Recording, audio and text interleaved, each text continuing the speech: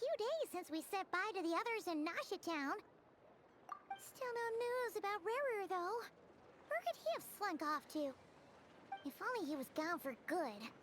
But with all the trouble he stirred up before, there's no way we've seen the last of him. Hello! You must be the traveler in Paimon? Mr. Flint has been looking for you. Unfortunately, there's been a serious wild hunt attack over at the quarry. He thinks it's time to regroup and figure out a plan. The wild hunt? Oh, uh-oh. We better get over there, right away!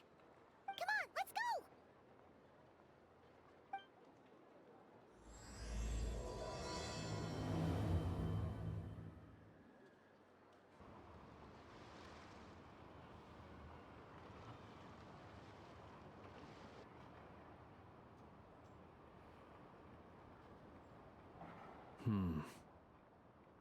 I can barely sense any 𝓵𝓏 at all. This whole area feels like a soulless husk. Looks like his appetite truly is insatiable. As if the power of that energy cannon wasn't enough. He's not seriously still getting stronger? What's his endgame here? Ah, everyone's here already. Hey, we made it. So, what's going on? We've all been on high alert since we split up a few days back, expecting 𝓕𝓪𝓭𝓮 to strike again. But it's like he just vanished into thin air. No one has seen him nor found any trace of his presence. That is, until this morning, when a ratnik found signs of wild hunt activity while out here on patrol. As you can see, the 𝘕⁸𝓸𝓸𝓷𝓵𝓲𝓰 itself is physically intact, but the 𝓵𝓏 it contained is all but completely diminished. And we're sure that 𝓕𝓭𝓭𝓮 did this. Who else? He's the only one who could pull off a stunt like this.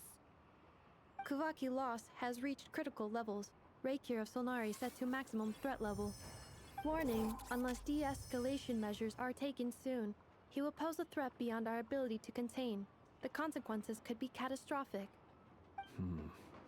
Traveler, do you remember when we encountered 𝓕𝓭𝓭𝓮 just after regaining his body? There wasn't a shred of sanity left. Nothing but madness and rage. Yeah, didn't he shout out a bunch of names? Then he started raving about how nothing in this world mattered to him. Oh, Paimon gets chills just thinking about it. Oh, but the thought that he's still out there, lurking somewhere in 𝓕𝓪𝓭𝓮, waiting for his chance to strike? Oh, even chillier. Last time we fought, we were already at a disadvantage. If he has such overwhelming strength, why would he suddenly go into hiding? Yeah, if I were him and I wanted more 𝓵𝓏, I'd just take it by force. No point staying in the shadows. Unless something went wrong. His whole resurrection thing didn't exactly go smoothly. The other thing is, how does someone who's completely lost their mind still have the wherewithal to cover their tracks so perfectly?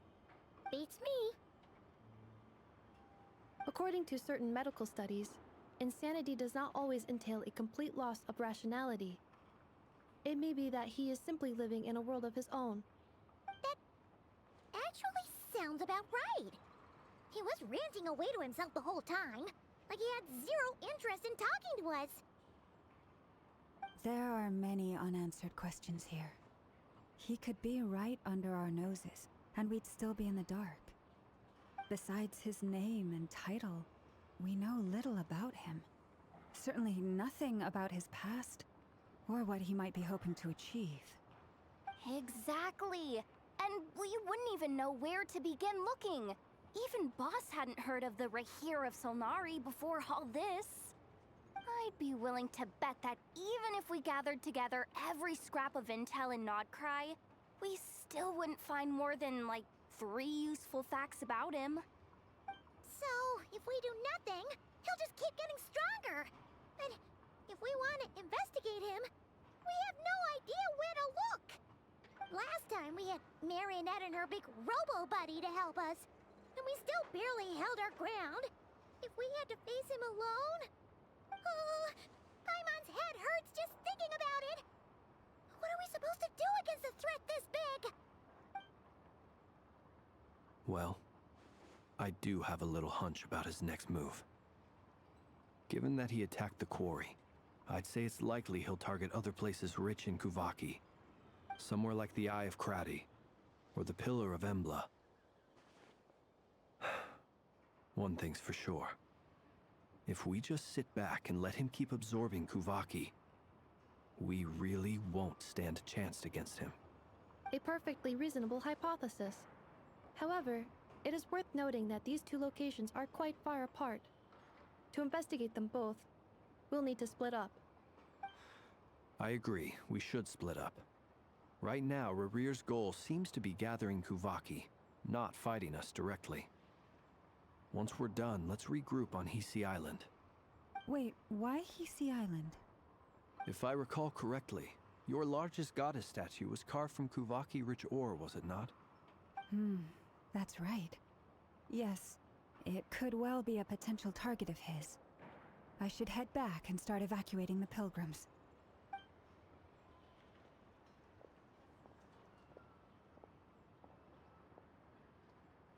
Splitting up's always gonna be risky. But I guess we don't have much choice, right? We're in a race against time here. And if we do run into 𝓕𝓪, what then? That's when you follow the third rule of treasure hunting. Run like the wind. Didn't you say the third rule was go with the flow? I don't know. Did I? Anyway, whatever. In this situation, go with the flow means go find backup. Agreed. If anyone finds so much as a trace of 𝓕𝓪, do not pursue him. Get out of the area and alert the rest of us as soon as possible. We need to put safety first. All right, we'd better get moving. Come on, 𝓕𝓭, let's go!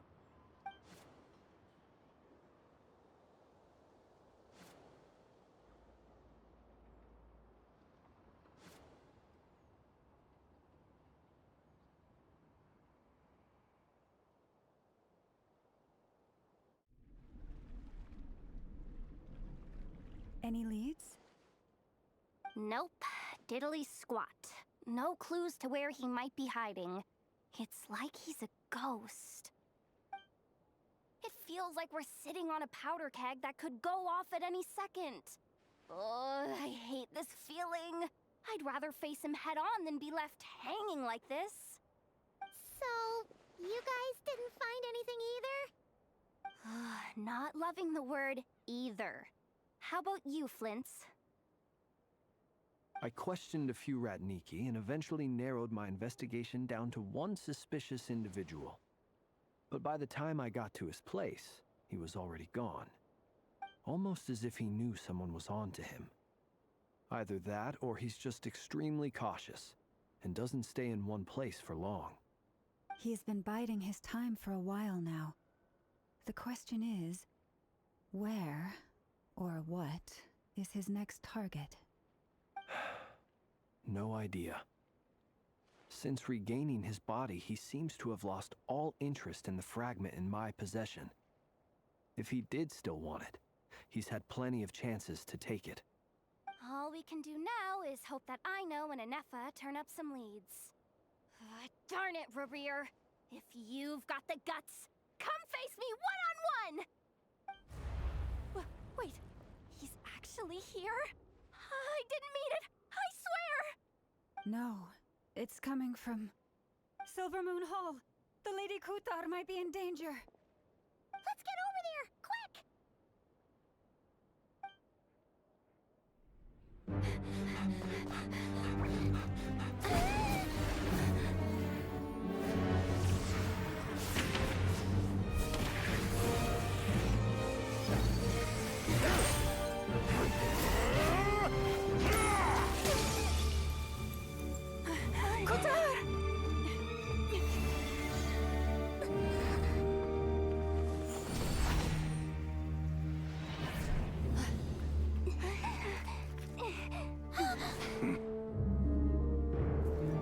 Why is he attacking the damselette? What's going on? No time for questions.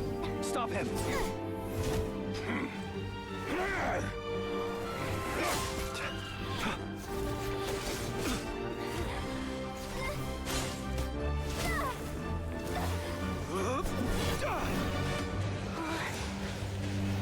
This is insane. Yehuda, get 𝘠𝑪 out of here! On it.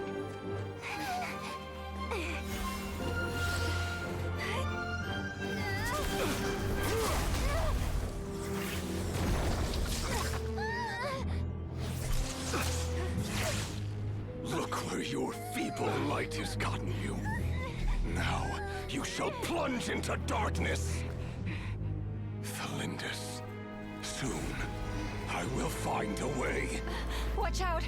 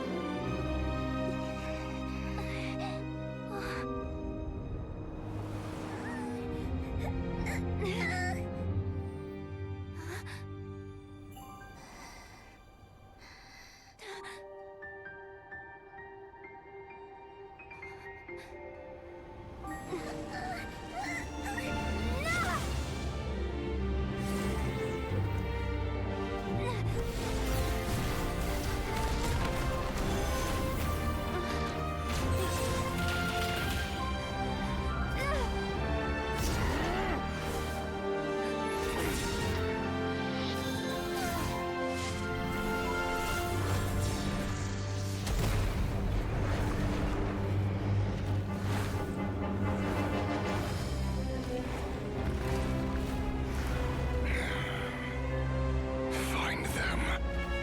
Even if it means turning this place to ashes.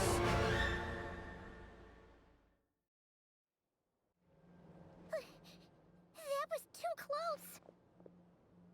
We barely made it out of there alive. What's that guy's deal? How'd he get so crazy strong? He's a threat to this entire nation. I doubt his strength could even be measured by conventional standards. I have a question. When me and 𝓕𝓭𝓭 showed up, we saw him chasing after this lady like he wanted her dead. What was that all about? We weren't there for the whole thing either. They were already duking it out by the time we arrived.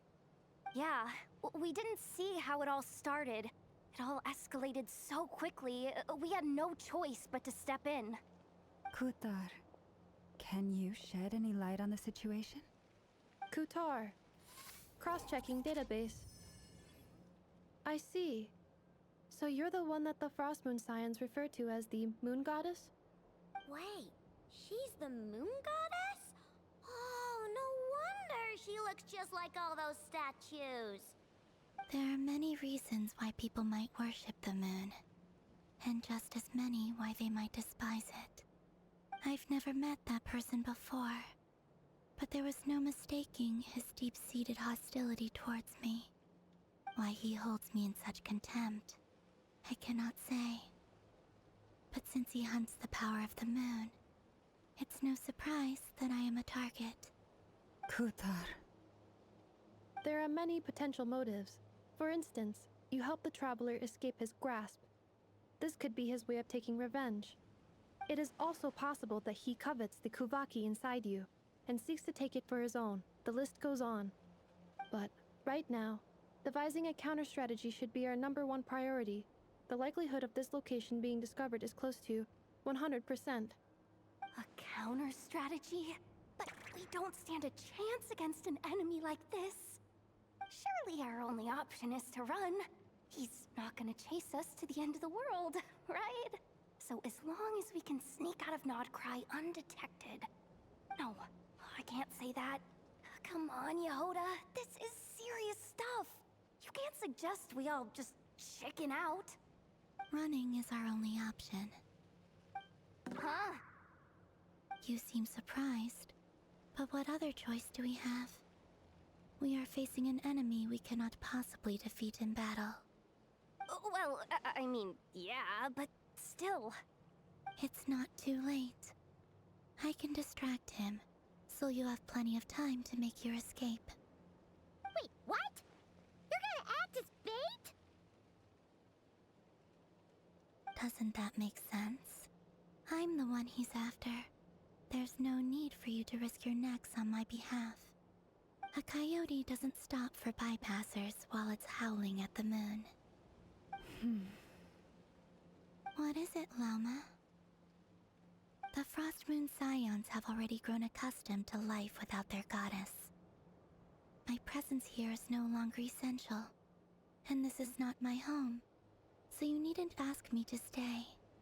We can't just roll over and let him get away with this. That's not our style.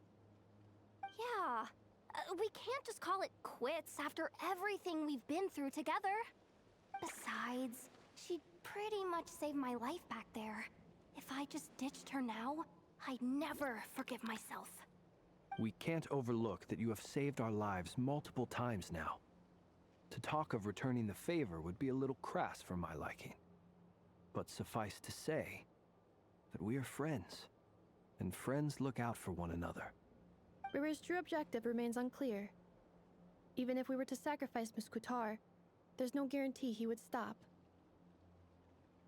But 𝑘'thar, I know why you left the Frost Moon Scions so long ago.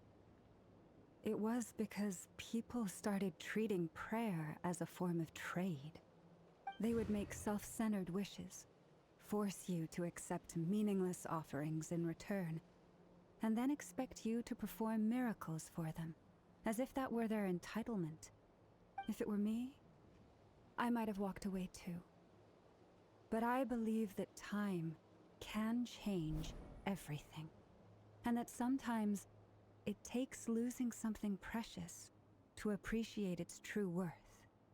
After much reflection, I've realized that this was never about whether the Frost Moon Scions need you. Any relationship based on need is purely transactional. What I truly hope is that you'll choose to stay, not out of obligation, but as part of our family. You were born here, and now you've returned. Who knows? Perhaps it was the moonlight that guided you home. thank you, 𝓠𝓪𝓭. But my power is on the wane. I'm afraid I will be of little use to you now. Very well then. I'll do as you say. Both times you saved us, we were transported across great distances in an instant. Is that one of your powers as the moon goddess? It is, but I find it very draining. I barely managed to pull it off just now, and it will be some time before I'm strong enough to do so again.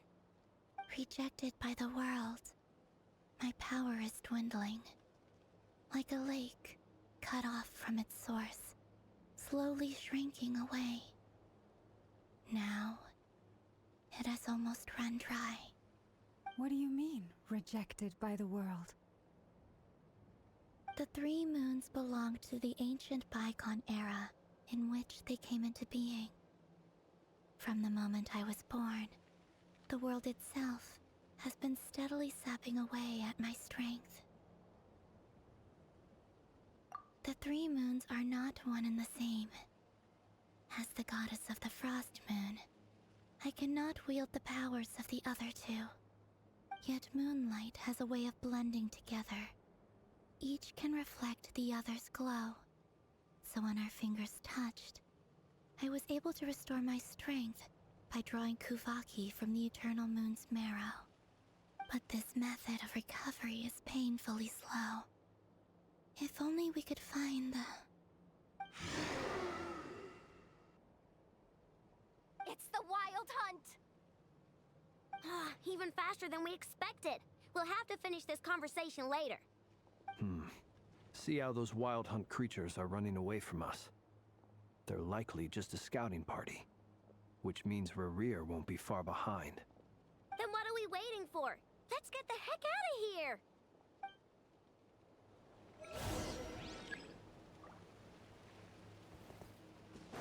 Receive my blessing.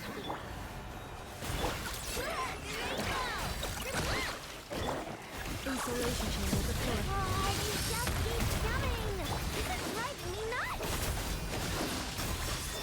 𝑕⁴'s closing in on us. We need to pick up the pace. There's too many of them! And this time, we can't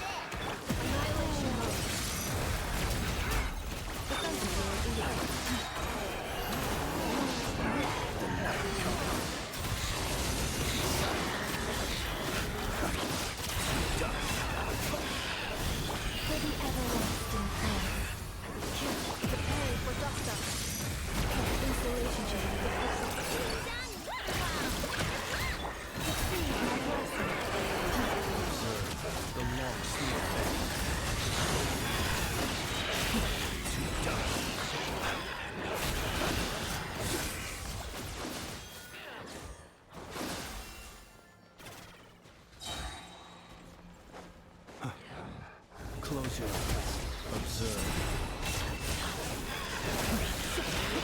With one heart, we pray. Annihilation mode.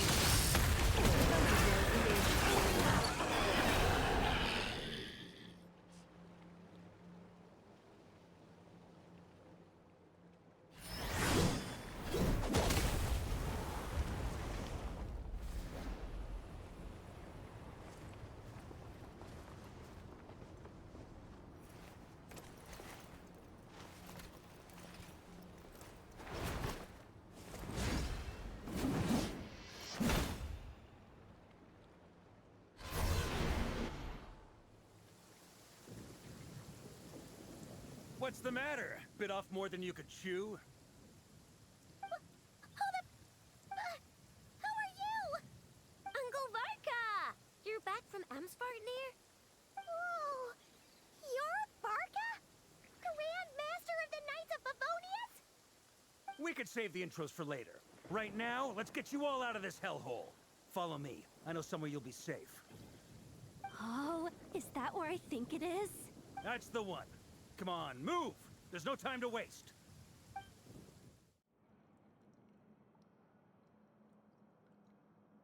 Wow! Where are we? This is so well hidden. Well, that goes without saying. This is the Knights of Favonius' meeting place in 𝘕𝓸𝓸𝓷𝓵𝓲𝓰, and a contact hub for the Northern Intelligence Network. AKA, the black market of intel. No matter what faction you're with, it's the place to buy and sell information.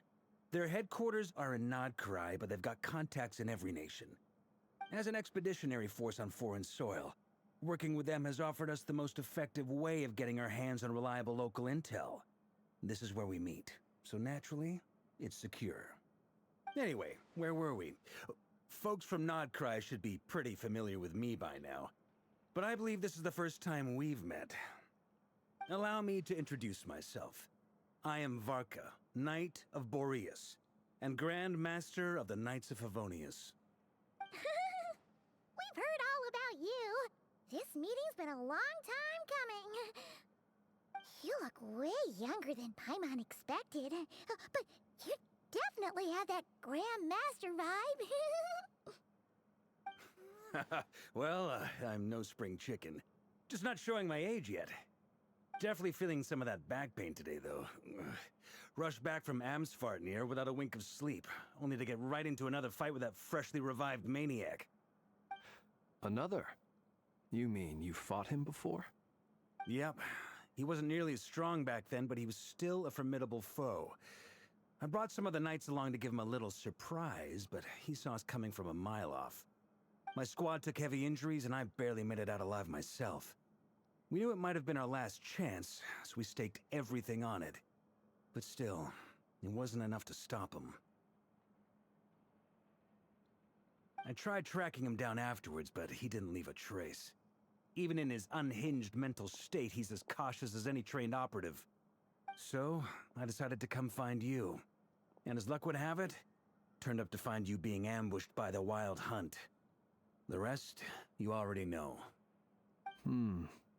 Is that why he's been frantically absorbing 𝓕𝓭𝓏 these past few days? Because he sees you as a threat? Maybe I'm part of the equation, but even if I weren't, I'm sure he'd still be gathering power. He's clearly working up towards something. Note to self, 𝓕𝓭𝓏𝓰𝓱𝓽's strength rating officially upgraded. Guess it's my turn to ask questions now. So, what exactly has been happening in 𝘕𝓸𝓸𝓷𝓵𝓲𝓰? Why is the Wild Hunt returned in humanoid form? And why is it after you? That's a long story, but I'll try to make it quick.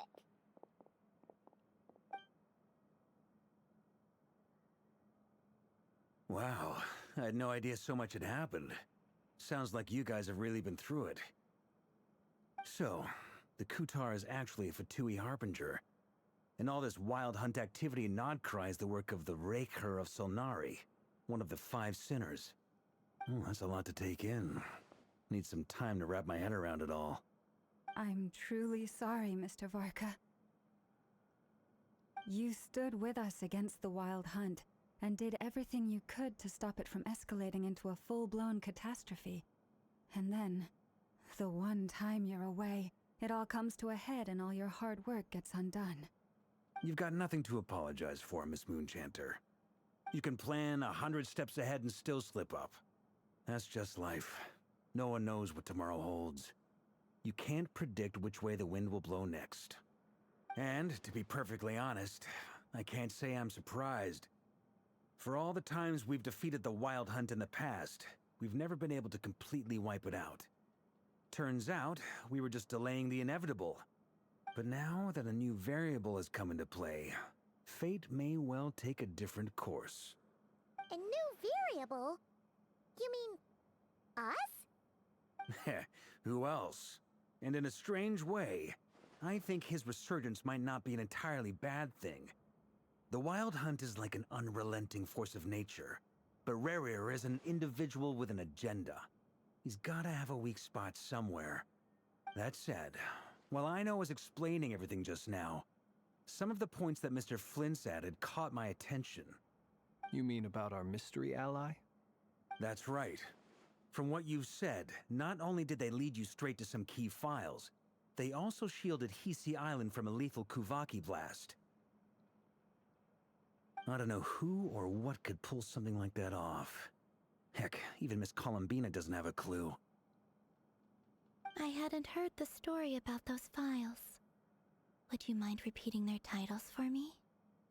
Wild Hunt Phenomena Log, a 𝓕𝓸𝓸𝓷𝓵𝓵𝓲𝓰 Field Journal, and 𝘔𝓵𝓏 Survey Log.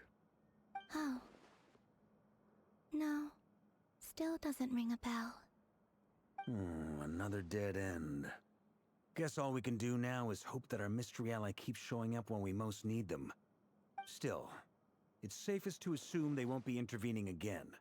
From here on out, we'll have to resolve this crisis by ourselves. Your intel also explains something else I've been wondering about. The reason I led my team to 𝘺𝓵𝓪𝓐 was because we'd had reports about a possible source of the Wild Hunt showing up there. But once we looked into it, it turned out to be a red herring. I don't know who was behind it, but clearly, it served its purpose. I doubt it's by chance that he happened to make his comeback while my attention was diverted. And from everything you told me, it sounds like his scheming began well before his return. So maybe luring me away was all a part of his plan. But is it even possible that he orchestrated all of this by himself? The Moon Maiden and the Raker of 𝓕𝓪𝓭𝓮. 𝓕𝓪𝓭𝓮 of all places. The way everything is unfolding, it can't be a coincidence. So, what do we do now? Got any ideas? Right now, we've got at least 3 things to consider. Let's go through them one by one. First, we need to figure out how to take down 𝓕𝓪. If we can't beat him in a straight-up fight, the rest won't even matter. To my knowledge, the bulk of 𝓕𝓪𝓭𝓏's fighting force is already gathered here. But even with everyone united, we're still no match for 𝓕𝓪 in his current state, let alone with his power still growing. What if there was a way to tap into a new power of our own? How so? Have you thought of something, 𝓕𝓵𝓮𝓰? 3 moons once watched over this world. The Eternal Moon was the largest. The Frost Moon was the brightest. And the Iridescent Moon was the most mysterious. They say that back then, the 3 moon goddesses wielded immense power. Enough to shape the workings of the world itself. I now bear the Frost Moon's power, and the Eternal Moon's marrow resides within the Traveler. Hold on. Are you suggesting... The iridescent moon, the last piece in the puzzle. That's right. If we can find the Iridescent Moon's marrow, I will be able to regain my strength much more quickly. The 3 moons are said to stir the tides and illuminate all things. Perhaps they hold further secrets beyond our understanding. According to my analysis, the solution is feasible. However, it is subject to one major condition. How do we locate the Iridescent Moon's marrow? I know a way, but... we will need to visit the Fatoui's Experimental Design Bureau. Experimental Design Bureau? Are you saying we need to involve Marionette? Yes. I must speak with 𝘧𝘪𝓭𝓮. It's a long way from here to the Experimental Design Bureau. There's a high chance you'll be spotted. You shouldn't go alone. Then that's settled. Next up, our second priority. Somehow, we need to figure out 𝓕𝓪𝓭𝓮𝓰𝓱𝓽 end goal. As you saw for yourselves, when he was still in his wild hunt form, everything he did was for the sake of recovering his body and resurrecting himself. His first act since then, after laying low for a while, was to try and assassinate this young lady. People's obsessions often reveal their greatest vulnerabilities. There must be a reason why he despises the moon so deeply. Perhaps it sheds some light on his title, the Raker of Sulnari. The Wild Hunt has plagued 𝘺𝓵 for centuries now. If we want to stop it for good, we have to get to the root cause of what's driving it. It's true. We still know very little about him. If Kuthar hadn't given us that lead, we wouldn't even know his name. But where would we even start? I doubt even the Intel Queen of 𝓺𝓵 has a clue, and she has info coming out of her ears. Oh? That's a rather hasty conclusion for someone who's so painstakingly meticulous when it comes to dealing with machines. She heard me.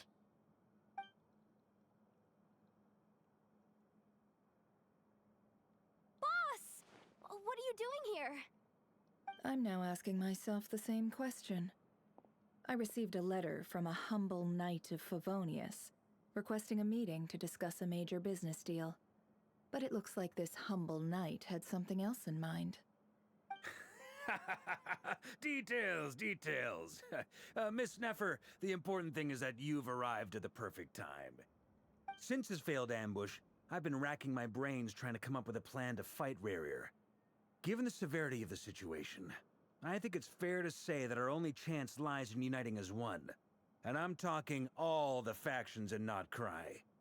We can't do this without the curatorium, but I knew it'd be a tough job to win you over. So, I took the liberty of reaching out for a little chat. Wait a sec. How did you even hear about this place, Nefer? Didn't you say this is meant to be the Knights of Favonius' meeting spot? And a contact hub for the Northern Intelligence Network? And isn't it supposed to be super hidden? You really think he could have gotten settled in 𝓺𝓵 without my help? Besides, I'm the one running this gig. Of course I know where the meeting place is. Allow me to introduce the current head of the Northern Intelligence Network. If it's intel you're after, she's your woman. Pretty much seen and heard it all. Please spare me the flattery. Let's cut to the chase. Seems like you've run into some trouble, huh?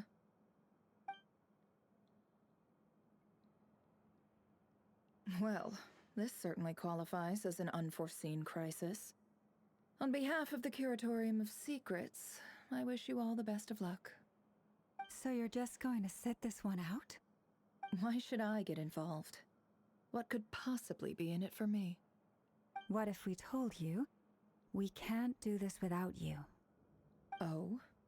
Then I'd say, you'd better make it worth my while. I don't work for free. I can't put a price on something like this. It's just not in my nature. But then again, you and I have always been polar opposites in this regard. So I can't exactly say I didn't see this coming. If you insist on compensation, I will pay you. Consider this a formal commission. Sound fair?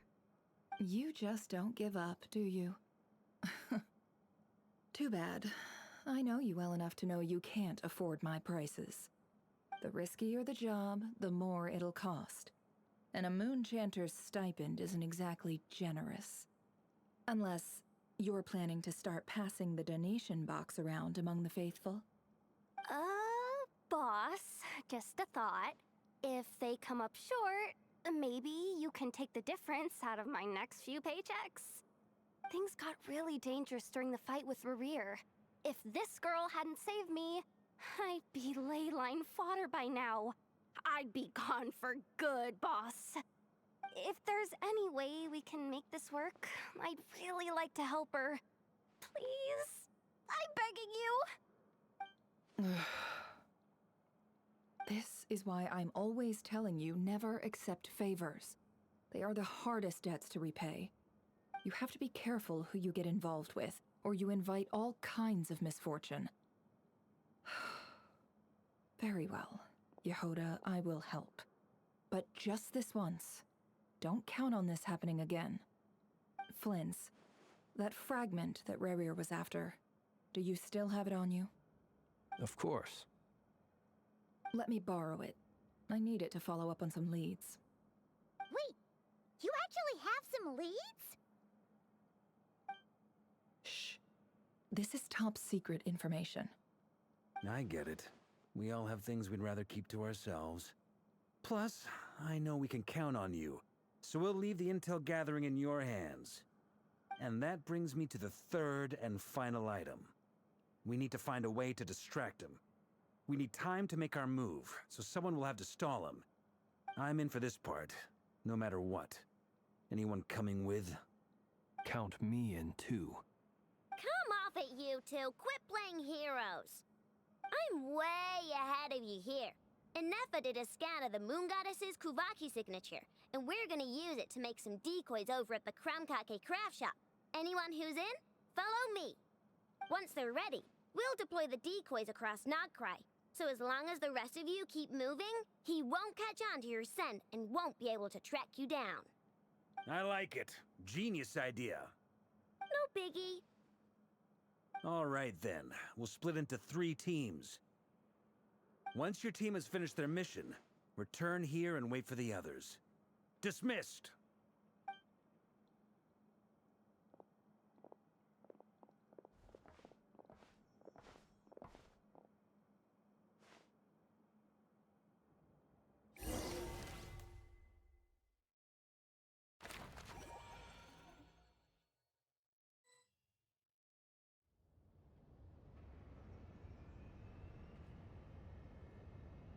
Lady Damselette.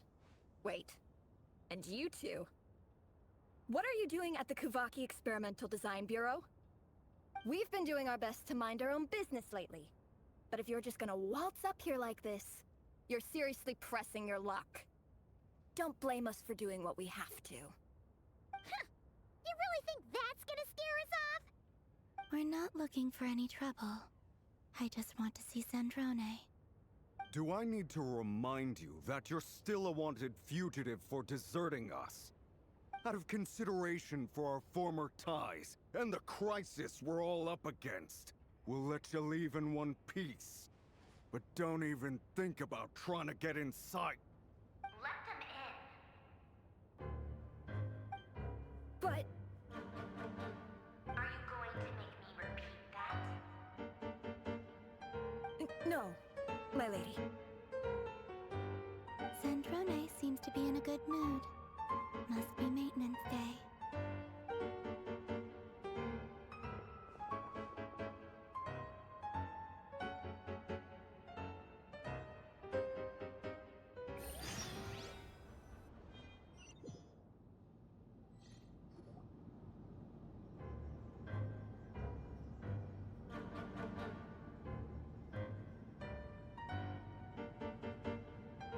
So tell me, to what do I owe the honor this time?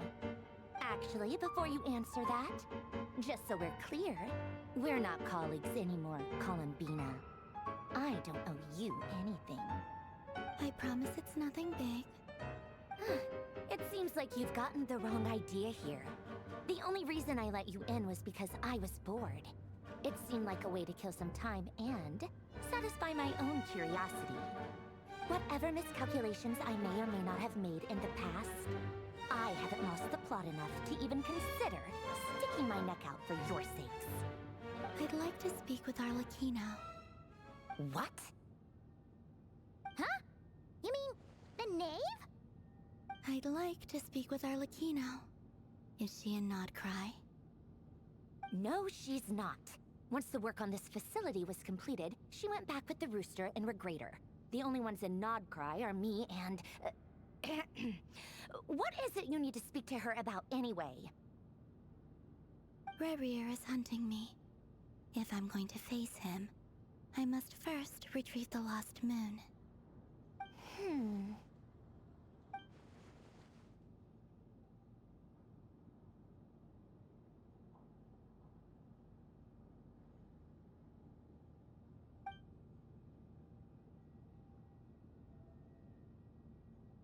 Is that a no, then?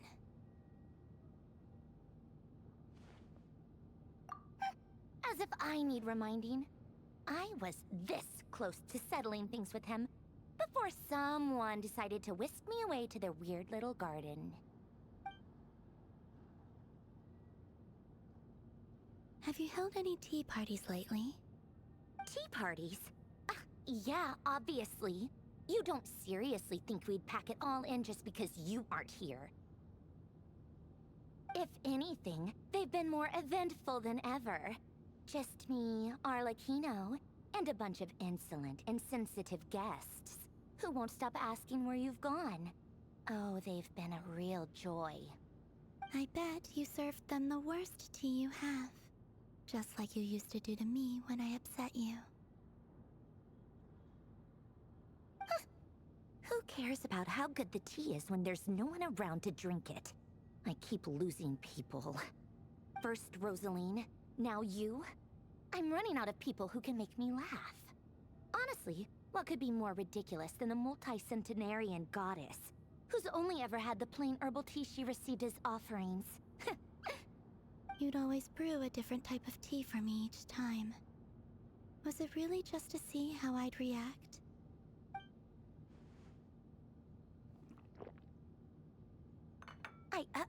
Well, duh. Why else? Watching you squirm was practically my only form of entertainment.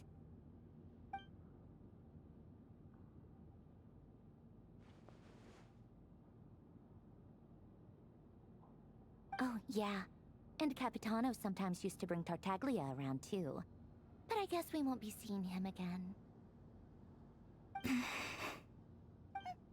Well, I guess we are overdue for a get-together. Paulownia! Have 𝓕𝓪𝓭𝓏𝓰 pass a message to 𝘕𝓚𝓭𝓏 for me. It's time for tea. Will suffice.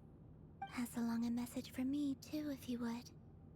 My body cannot contain the marrow of 2 moons, so I'll be leaving one of them in her care.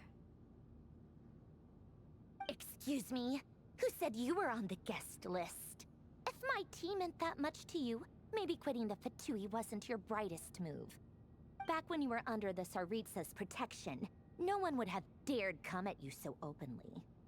But that protection didn't come for free. In fact, I paid dearly for it. At the end of the day, it was just another transaction. I just got tired, that's all. I never wanted any part in their grand ambitions, and I've had enough of being treated like a bottomless supply of power. It brings back memories from the old days, when I was still worshipped as the moon goddess. Centuries on, it may be a different group of people, but I see the same greed in their eyes. I figured you'd leave eventually. You didn't have as much of a reason to stay as I do. The 𝘧𝓪𝓷𝓸𝓸𝓷𝓵𝓲𝓰 gave you shelter and protection, but that was it. Nothing more, nothing less. Meanwhile, the Fatui demanded everything from you in return, until it was more than you could bear. I get why you left. And frankly, I have no interest in dragging you back just because the higher-ups told me to. But if you keep hanging around with this riffraff, the next time we cross paths, we might be enemies for real.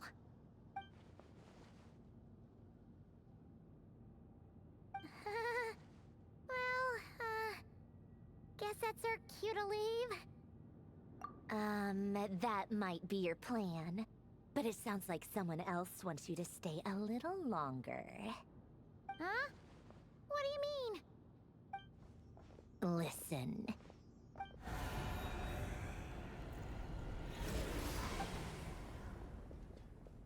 My lady, it's the Wild Hunt. A horde of monsters is headed straight for the facility. Another uninvited guest trying to crash my tea party. Clear the area! I'll handle this. Wait, what? You want us to leave you here by yourself? Huh. You'll be lucky to make it out of this alive. You really think you can afford to worry about me? Go on, get out of here. You may have stopped 𝘕𝓭𝓏 from crushing him last time, but I've made sure that won't happen again. The entire Experimental Design Bureau is rigged for war.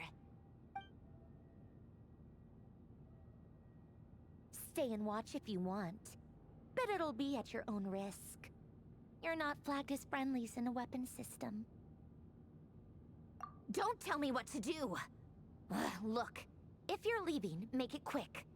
Or you'll just get in my way. There's a secret passage on the 2nd floor. It'll take you right to the plains out back. Stare all you want, 𝘕𝓏𝓏. You're not getting another invitation to my tea party. I know. But thank you anyway, 𝘧𝘪𝓸𝓸𝓷𝓵𝓲𝓰𝓱𝓽. This is exactly why you shouldn't hang around with those people. All their melodrama and sentimental nonsense is rubbing off on you.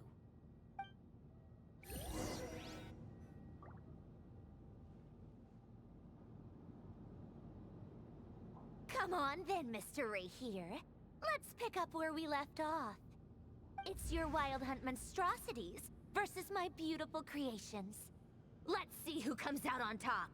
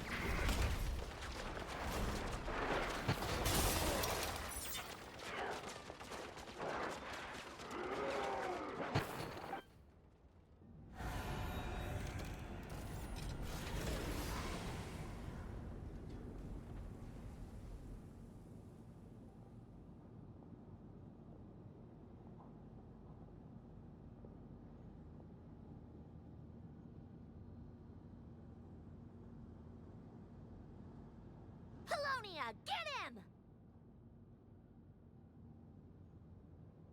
I've upgraded Paulownia again since our last encounter, and uploaded every last scrap of your data. So let's finish this, once and for... She's not here. Where did she go? Hey! Over here, you big... Curse it. Moon. Go. Keep searching. She cannot have gotten far.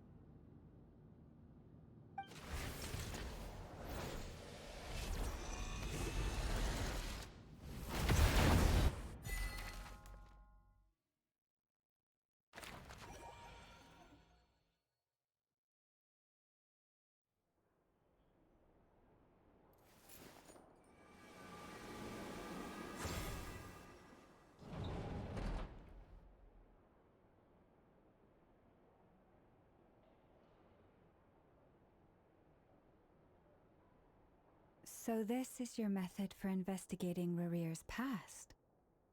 It almost looks like some kind of ceremony.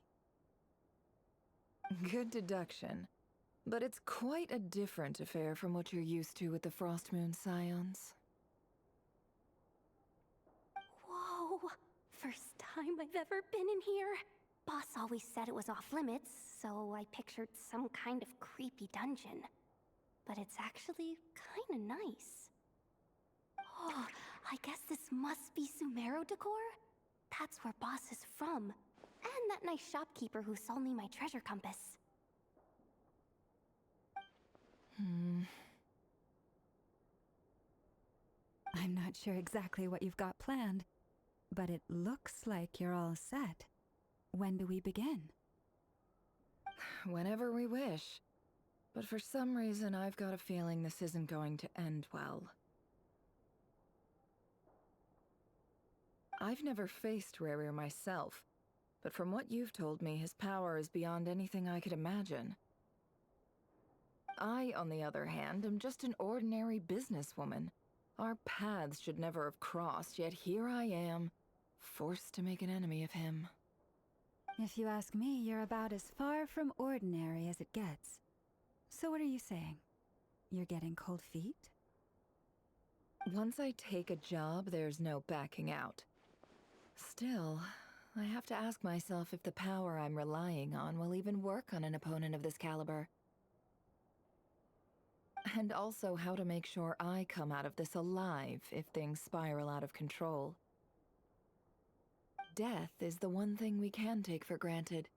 It is the great equalizer, however fortunate or unfortunate we may otherwise be. So it's important to consider how to spend what lifespan we have left. Come on, boss. Lighten up. Quit talking about death. It's bad luck. For once, I agree with you. When you're up against a foe like 𝓕𝓭𝓭, there's no such thing as being too prepared. Is there anything I can do to help? That won't be necessary. I've already made up my mind. Time to cash in a precious favor I've been saving for a rainy day. 𝘕𝓫𝓸𝓸𝓷𝓵𝓲𝓰𝓱𝓽, I need you to find someone for me. The sooner the better. Find who? That shady merchant who sold you an overpriced treasure compass the other day. Come on, boss. You're pulling my leg again. In what way is she shady? She showed up when I was completely lost and sold me a neat little gadget that was exactly what I needed. Trust me, she's a good person. Anyway, I know who you're talking about. Don't go anywhere. I'll be right back.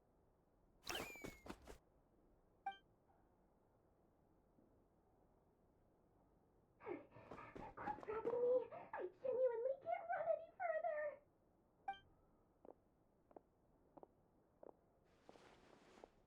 Hey, aren't you? What is it? What's the big rush? You dragged me out of a dream where I was literally swimming in Mora. I'm charging double my usual attendance fee. See, look how easygoing she is. After that rude awakening, she could have completely snapped at us. But instead, she kept it together and just asked for an extra fee. 𝓸𝓪𝓭𝓮𝓰𝓂? I never would have pictured you two doing business together. If you want to make it big in 𝓕𝓭𝓬, it's all about connections. Lady Nefer just so happens to have a lot of intel that interests me. And she also did me a big favor in the past. It was back when I first arrived in 𝓕𝓭𝓬. My trusty assistant, the genie in my lamp, had an adverse reaction to the 𝓔𝓵𝓮𝓭 and fainted. And wouldn't you know it, that's when I suddenly find myself in a life-or-death situation. Good thing my compatriot was there to swoop in and save the day. I've been giving her a 30% discount off all of my goods ever since. Now, so that no one here feels left out, I'm willing to extend a 20% discount to fellow friends of Boss Nefer. Plus, any other friends you send my way will enjoy 10% off. Huh, what can I say? The great Lord 𝓔𝓵𝓮𝓰 is nothing if not generous. So, let me guess. You've run into some trouble. I've got everything you could possibly need, and the more you buy, the more you'll save. You guessed correctly. What have you got in the way of survival gear? The one type of gear I've never been short on. What are you looking for? A jetpack fresh from the Academia's labs? An ancient suit of armor dredged up from the bottom of the sea? At the very least, I need to know what kind of opponent you're dealing with here. If even you're worried about staying alive, it must be pretty serious. What if I told you it's someone with the power to bring a nation to its knees? Is that so? Then we really are talking top-shelf treasures. I don't have anything like that in stock right now. I'll have to ask my supplier. Your supplier? A powerful woman, make no mistake. I can't reveal her identity, but luckily for you, I hear she's planning to visit 𝓕𝓭𝓬𝓰 in the near future. If you're willing to wait, I can ask her when she's here. Can't say exactly how long that'll be, though. Then, let me put it another way. What would you do if you encountered an enemy like that? Roll over and serve yourself up on a silver platter? Of course not! I have a handy little trinket from one of my generous suppliers, which... Hold on. What exactly are you getting at? No, no! This is for my personal use only! Let's just say I'm borrowing it, all right? Just for insurance purposes. You'll get it back later. Favors are the worst kind of debt to owe, and now you've got a chance to repay one. A win-win situation, don't you think? Fine. You can borrow it for 5 days. No, make that 3. And for every extra hour after that, I'm charging you 1,000,000 mora. Deal? Deal.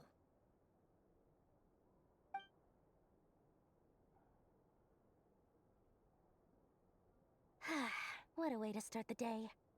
Now, was there anything else you wanted? Or can I go back to bed now?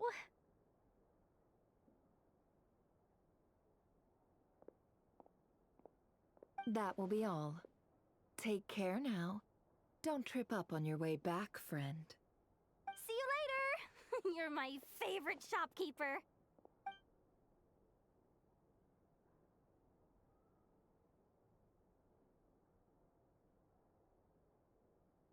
Excellent.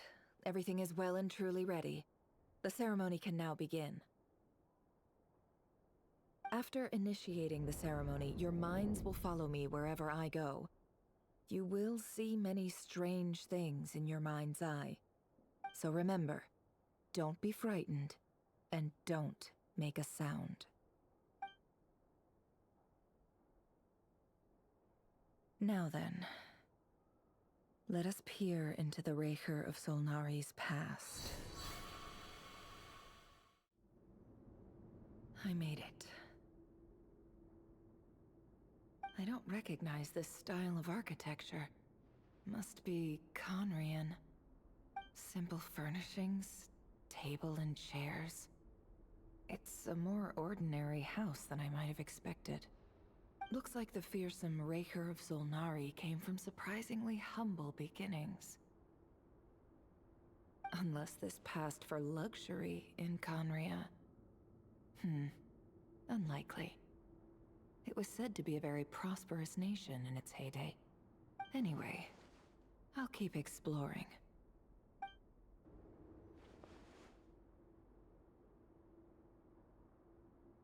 Hi, 𝓕𝓪𝓭𝓏.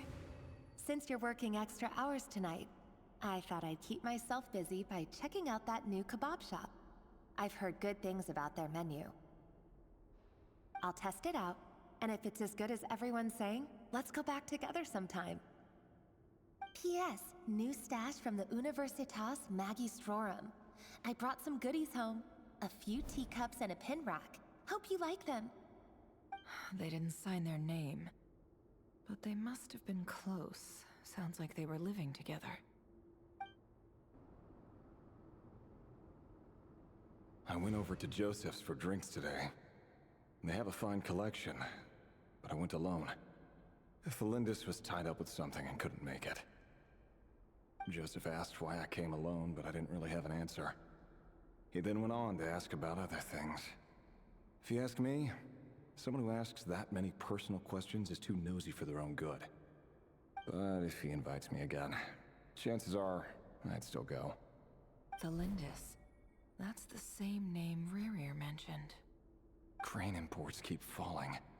If things don't pick up, we'll soon be back to meat and mushrooms only. Honestly, I'm not a huge fan of that new type of mushroom everyone's been into lately. Didn't it start out as a lab-grown variety? I heard it's even mildly corrosive. Seriously, why would you even eat something like that? I don't care if it's an impressive feat of alchemy. That just isn't the kind of thing I like to eat. Grain has to be imported, and they're eating a diet of mostly meat and mushrooms. Could it be because 𝓕𝓸𝓸𝓸𝓸𝓸 is underground, so it doesn't get much sunlight? That would explain why they use so much stone in their buildings. They even use alchemically modified strains for food. Seems like the people of 𝓕𝓸𝓸𝓸𝓸𝓸 don't have many options when it comes to dining. I've just about saved up enough now. Time to buy it and keep it somewhere safe. Making a big purchase. I wonder what it is.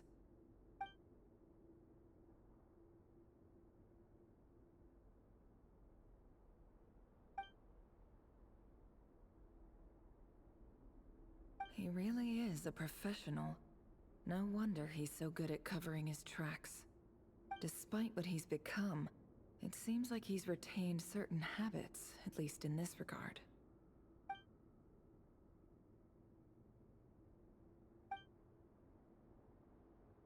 Did 𝓕𝓪𝓭 rip it out himself?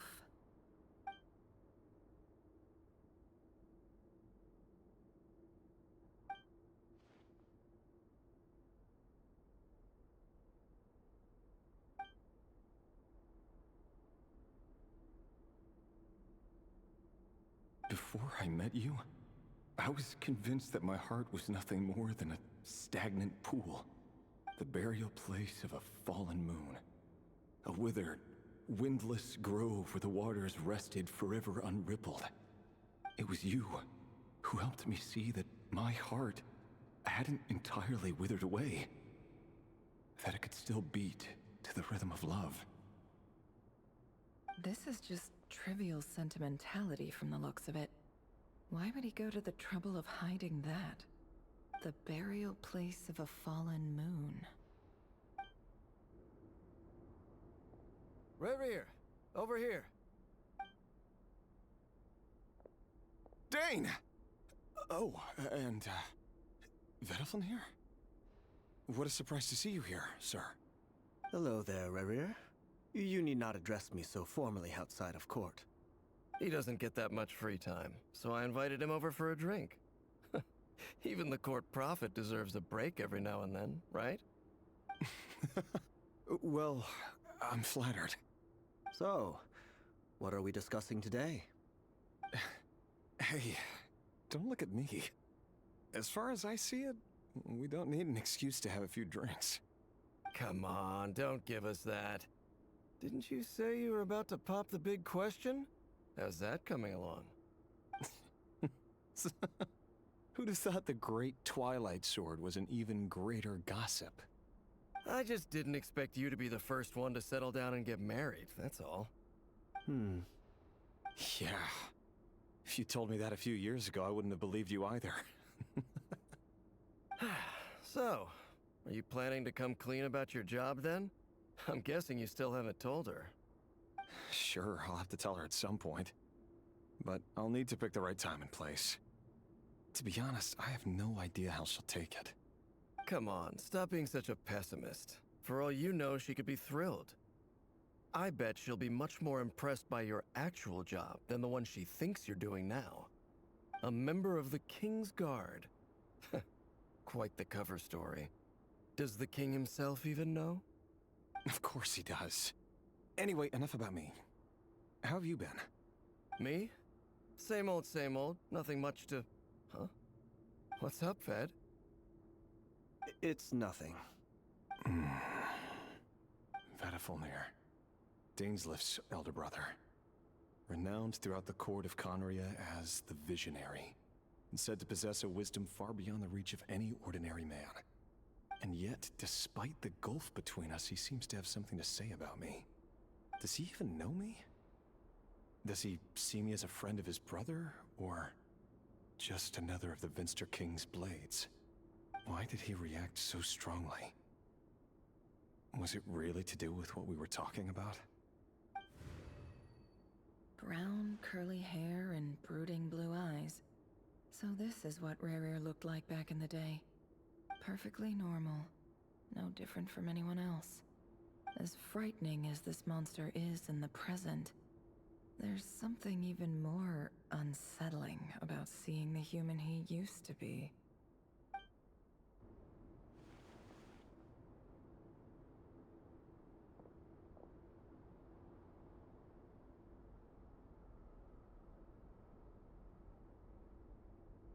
Felindis? You're back early?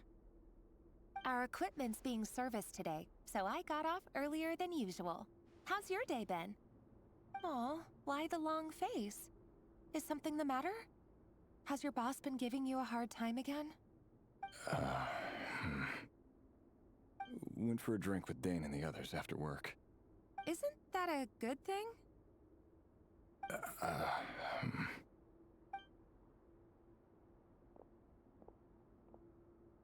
𝘕𝓸𝓸𝓸𝓸𝓸 showed up today, too. You know, 𝘕𝓪𝓭𝓪𝓭𝓮𝓰 older brother. Ah, Mr. 𝘕𝓸𝓸𝓸𝓸𝓸. Yes, I've heard of him. They say that everything he says ends up coming true. He overheard 𝘕𝓪𝓭𝓮 mention that I'd recently proposed, and seemed to have an issue with it. But when I asked what it was, he kept it to himself. So, you're worried? You can be such a child sometimes, 𝘕𝓸𝓭𝓿. We're nobodies. Why would the Visionary be concerned about us? I'm sure someone in his position has much bigger fish to fry. Maybe you're right. You worry too much, 𝘕𝓸𝓿. We've been together for ages now, and everything's been going so well, has it not? You've even proposed to me. So, you do remember. Tell me then. What's your answer? Like I said, I need some time to decide. You can't just rush into things like this. We may be nobodies in the grand scheme of things, but if we want things to work out, we've still got to plan ahead. All right. Take your time. Just don't keep me waiting forever. Nobodies. Sounds about right. In the eyes of people like 𝘕𝓸𝓸𝓸𝓸𝓸 and 𝘕𝓪𝓭𝓪, what do we matter?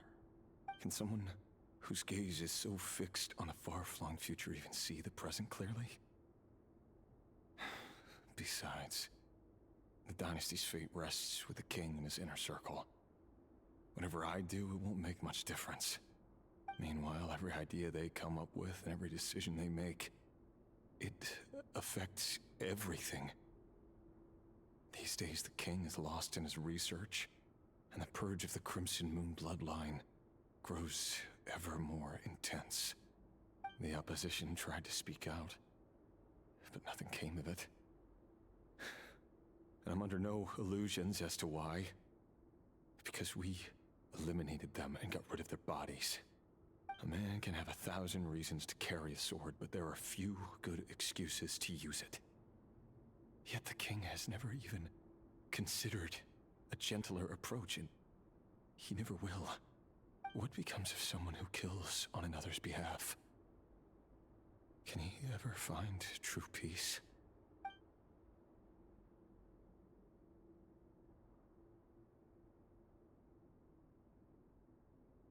𝓕𝓪𝓭𝓮𝓭.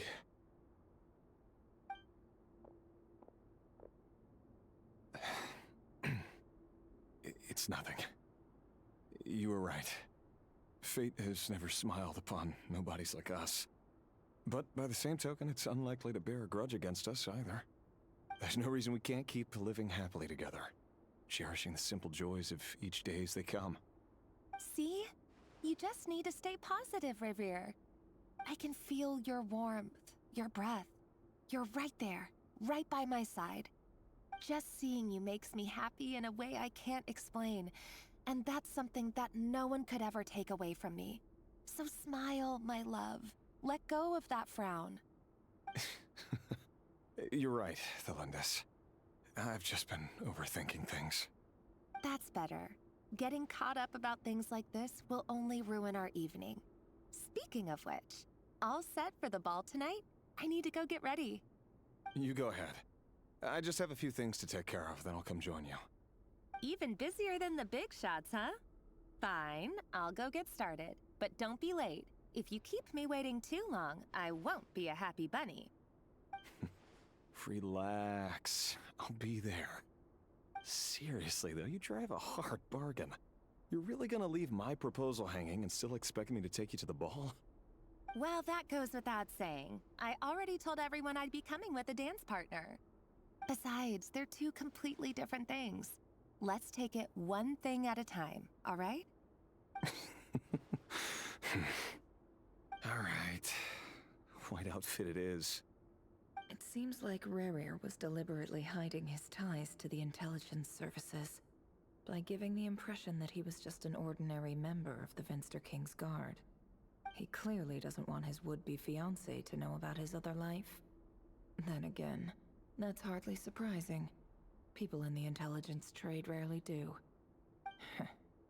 Who'd have thought we were in the same line of work? Let's dig a little deeper. Our last operation was a resounding success, and all thanks to you, 𝓕𝓭𝓭 of 𝓧𝓪𝓭𝓏. In total, we apprehended 32 dregs of the Crimson Moon, and 67 accomplices. After all these years since the dynasty's fall, so many of them still linger on. Indeed, it cannot be denied.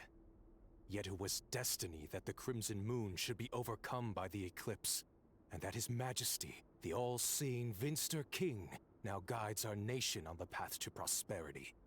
𝘕𝓵𝓭 has no further need for a dead moon. But alas, there will always be those who refuse to see the truth, choosing instead to romanticize the past. That's not entirely true. Much about the Crimson Moon era was worthy of remembrance. And that's exactly why they keep trying to see it restored. Many of its secrets remain unsolved to this day. As it happens, that's precisely the field of study my partner is devoted to. You still haven't told her what you really do for a living. Where would I even start? How do you tell someone that you're one of the king's hand-picked executioners? That your hands are steeped in blood? You didn't choose this life, any more than I did.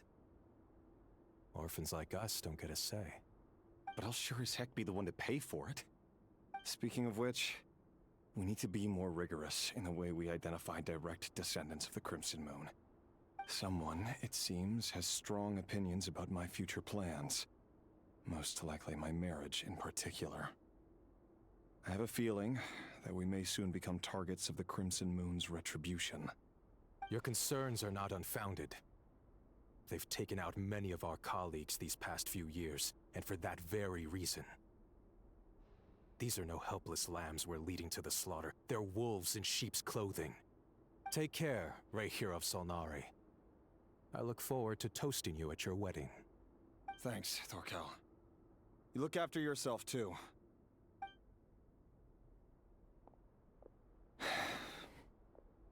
𝓕𝓪𝓭𝓮, I never wanted to keep this from you. You're the last person I would ever want to lie to. But that's exactly why I can't tell you everything. There are things you shouldn't know. Things you cannot know. The moonlit dynasties are a thing of the past. Yet even now, with the sun shining high in the sky, there are those who would call forth a dead moon's ghost. Could that be why 𝘕𝓫𝓸𝓸𝓸 held back? Or was it because of some court secret he's not at liberty to share? I have to get a clear answer from him.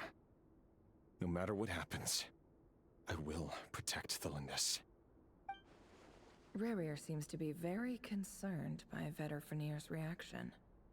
𝘧𝘪𝓭𝓏 and 𝓕𝓪𝓭𝓏, the visionary and Twilight Sword. So that's what they were really like. I've investigated this whole area now. There doesn't seem to be any other memories here. Should I try somewhere else? Wait a second. What's this black smoke?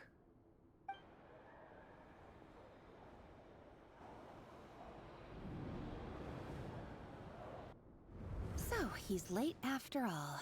Just you wait, 𝘕𝓫𝓭𝓏. You're in for it. Big time. Are you waiting for someone, ma'am? Could I tempt you into buying some flowers?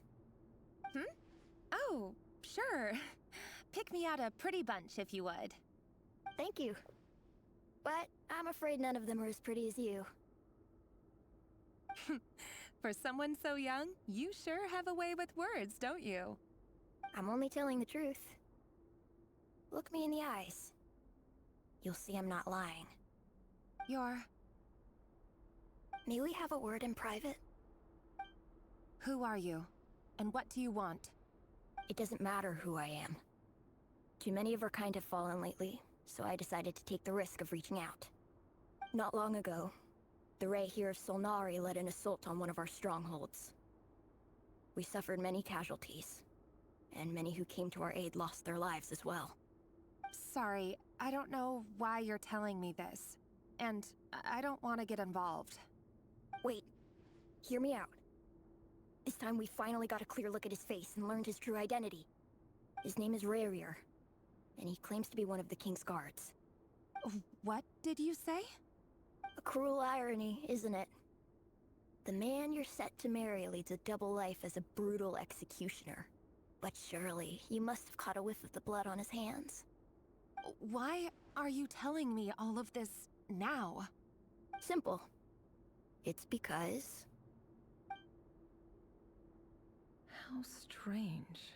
𝘕𝓫𝓭𝓏 was nowhere to be seen in that memory. It clearly belonged to 𝘕𝓫𝓸𝓸𝓐. 𝘕𝓫𝓭𝓏 couldn't possibly know what happened if he wasn't even there. Why would her memories appear in his fragment? The ceremony won't last much longer. I think it's time to call it a day.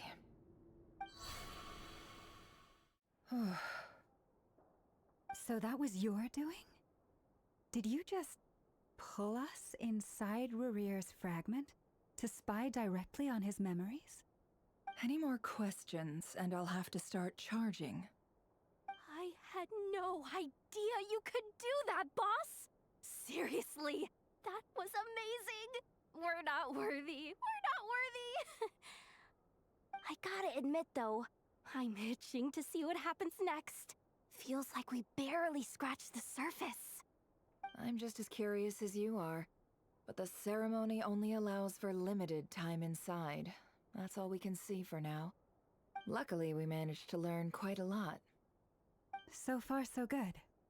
I just hope the others are doing okay too. Especially the group with the Traveler. Their mission is a risky one. Let's hope it's all going smoothly. If you're worried about them, go see how they're doing. If I know Boss, she's gonna need some time to write up all the details and make sure it's all coherent. I'll stay behind to lend a hand, but feel free to head back and meet up with the others.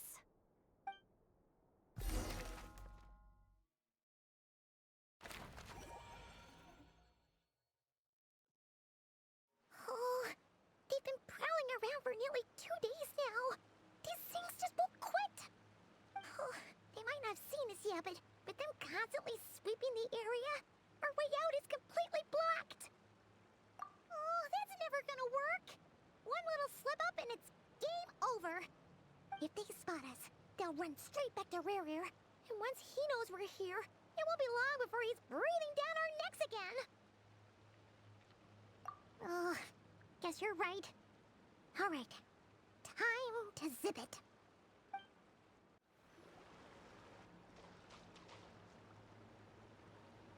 Oh, there's no end to these things.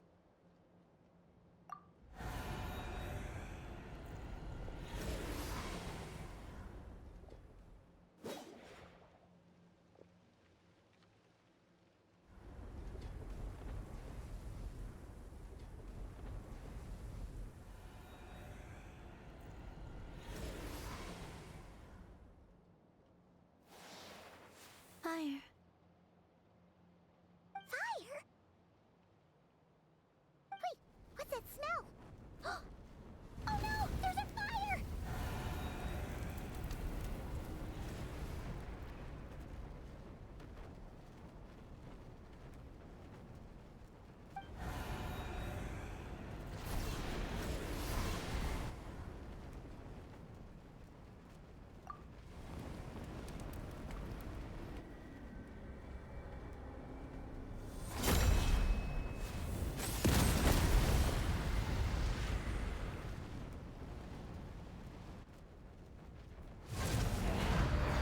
𝓧𝓸𝓸𝓸𝓷𝓵𝓲𝓰𝓱𝓽 was right. You look weak, 𝓕𝓪𝓭𝓮𝓰𝓂.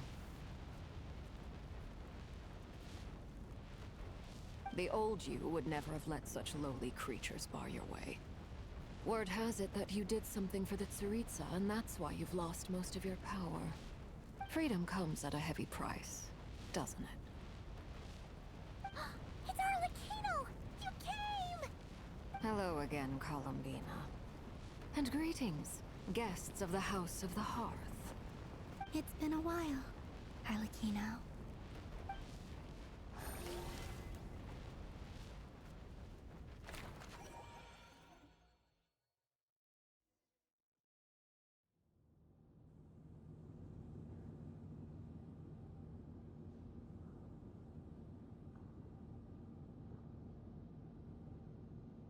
Stupid 𝓕𝓪 of stupid 𝘧𝑪𝓯. Ugh, whatever. I've got all the data I need. Next time we meet, you're finished.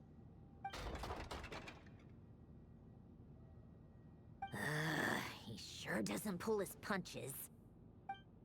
Excuse me, do you need a hand? You can do me a favor by staying out of my way. Can't you see I'm busy? Wait a minute. I recognize that voice. Hello, Miss 𝓧𝓸𝓸𝓸. Father sent us over to help. Huh. How considerate of her. Hey, 𝓕𝓭𝓮, get over here and help me fix this. Lenny, you do your thing. Just keep your sister away from my machines. Nearly every machine that cat girl touches ends up going haywire. Go put her on cleaning duty or something.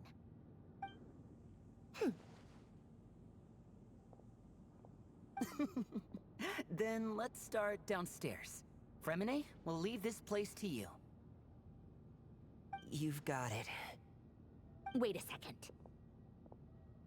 Pretty sure there's still some tea in the cupboard. If you want some, you'll have to make it yourselves.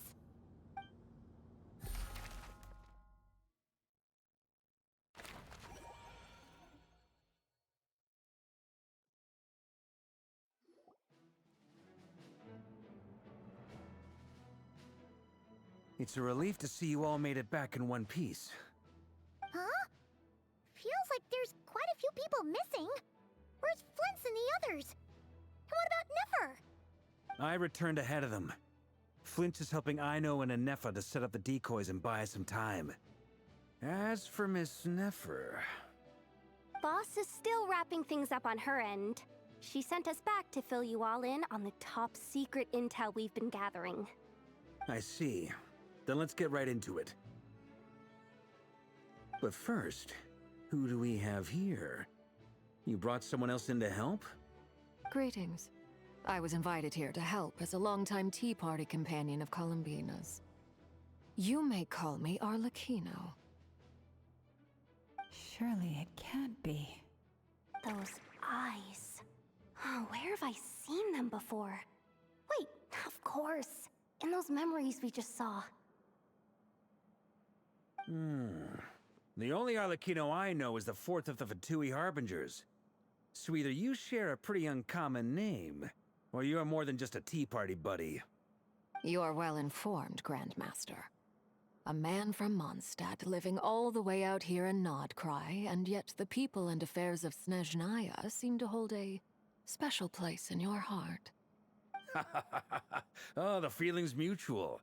Sounds like you know all about who I am, too. A 𝓧𝓚𝓭𝓭. The atmosphere in here just got really tense. Guess we can't just start trusting 𝓧𝓭𝓭𝓪, even at a time like this. I must admit, though, I'm a little curious. Seeing as the moon goddess no longer belongs to the 𝓬𝓭𝓭, what makes you so willing to put your neck on the line here? Nor does 𝓕𝓪𝓭𝓮 belong to Mondstadt, Mr. Varka. Yet still, you're fighting for it all the same. Things don't always have to have a tangible payoff. Sometimes, stopping things from spiraling out of control is a higher priority than chasing the spoils of victory. Of course, I can't say there's nothing in it for me at all. But that's between 𝓕𝓵𝓮𝓭 and myself. Forgive me. I don't mean to doubt you. It's just that the 𝓬𝓭𝓭 really have been the source of many of our troubles. We have our own way of doing things here in 𝓕𝓪𝓭𝓮. But ever since they arrived, the 𝓬𝓭𝓭 have treated us with nothing but hostility. I know there's been a lot of bad blood between us in the past. I've done my utmost to avoid friction whenever I could. But sometimes fundamental conflicts of interest simply can't be settled amicably. That's why I'm here solely in a personal capacity. This has nothing to do with the 𝓬𝓭𝓭. As a gesture of good faith, I'll be frank. I can help 𝓕𝓵𝓮𝓰 track down the iridescent moon's marrow, which will help her restore more of her power. Anyway, what else is on the agenda? Let's begin. She says she'll be frank, then completely skips over the details.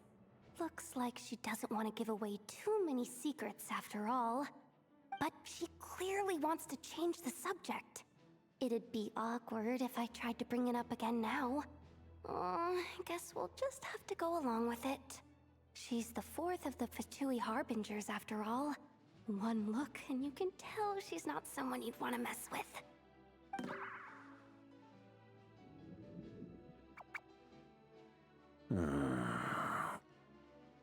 Well, since Miss 𝓕𝓭𝓮𝓭 sounds confident in her ability to handle that, we'll proceed to the next topic.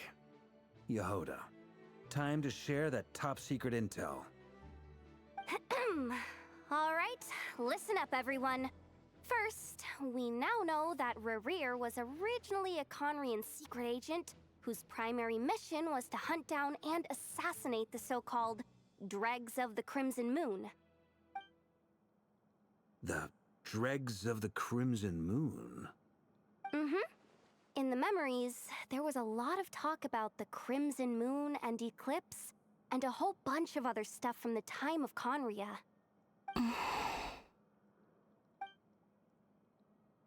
To my knowledge, those were the names of two different 𝓵𝓕𝓮 dynasties. Long, long ago, it is said that the people of 𝓵𝓕𝓭 worshipped the Crimson Moon, drawing a mysterious power from its reflection.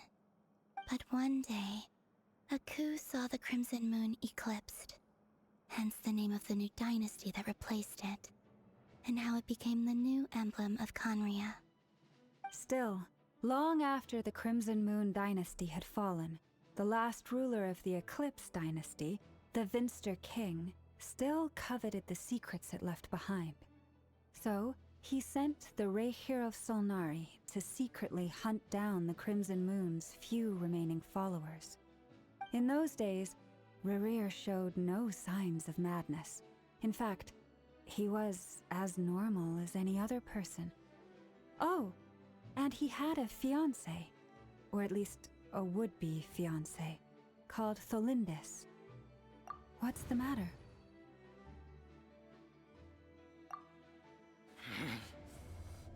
𝘧𝘪𝓭𝓮𝓭, Rhinedaughter! 𝘕𝓸𝓸𝓸𝓷𝓵𝓲𝓰. Interesting. Anything else? What about this would-be fiancé of his? Do we know anything about her? Well, she was a researcher at the 𝘕𝓸𝓭𝓮𝓰𝓱𝓽, but it felt like she was hiding some kind of secret. Oh, and one more thing. For some reason, 𝓕𝓫's fragment also contains some of 𝘕𝓸𝓭𝓮's memories, though only a very small portion. Well, no shortage of potential leads, I'll give you that. In any case, it sounds like we can conclude that while 𝘕𝓸𝓭 was still around, 𝓕𝓫 appeared to be lucid and quite normal. 𝘕𝓸𝓭, it seems, must have been the one thing in this world that he couldn't let go of. Tell me, though, were these pure-blood 𝘕𝓸𝓭𝑛s we're talking about here? Why do you need to know that? Hold on. If she was a pure-blood 𝘕𝓸𝓭𝑛... Oh yeah! Just like how it was with the captain! If we could somehow find her, do you think there's any chance 𝓕𝓫 might regain some of his sanity? It's possible, but it would take a miracle. We can't pin all our hopes on that. That merchant who Nefer knows, 𝘠𝓪𝓭𝓮𝓰𝓱𝓽. Maybe we could hire her to look into it.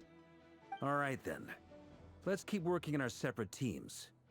Traveler, Paimon, Kutar, and Miss Arlecchino will go look for the iridescent moon's marrow. As for the others... On the way over here, I noticed that the wild hunt monsters had grown even more frenzied in their search for Kutar. At this rate, the people living here will be in grave danger too. So I'm thinking of gathering together some of our followers to go wipe them out. I'll head back to the curatorium and meet up with the boss. Feels good knowing we've all got something to be getting on with. Given that the Wild Hunt has been a lot more active lately, the Lightkeepers have likely begun their own operations too. If that is the case, someone will need to pass the news on to Flint's. I'll hold the fort for now, then discuss our next move with Flint's, Ino, and Anefa when they get back. All right then. Well, the clock's ticking. If that's everything, we'll be on our way. We'd better get moving too. We'll try to buy you as much time as we can. Relax. Just do your thing. I decided to call in some backup since things are getting so hairy. Our reinforcements should be here any minute now. Stay safe, everyone. Dismissed.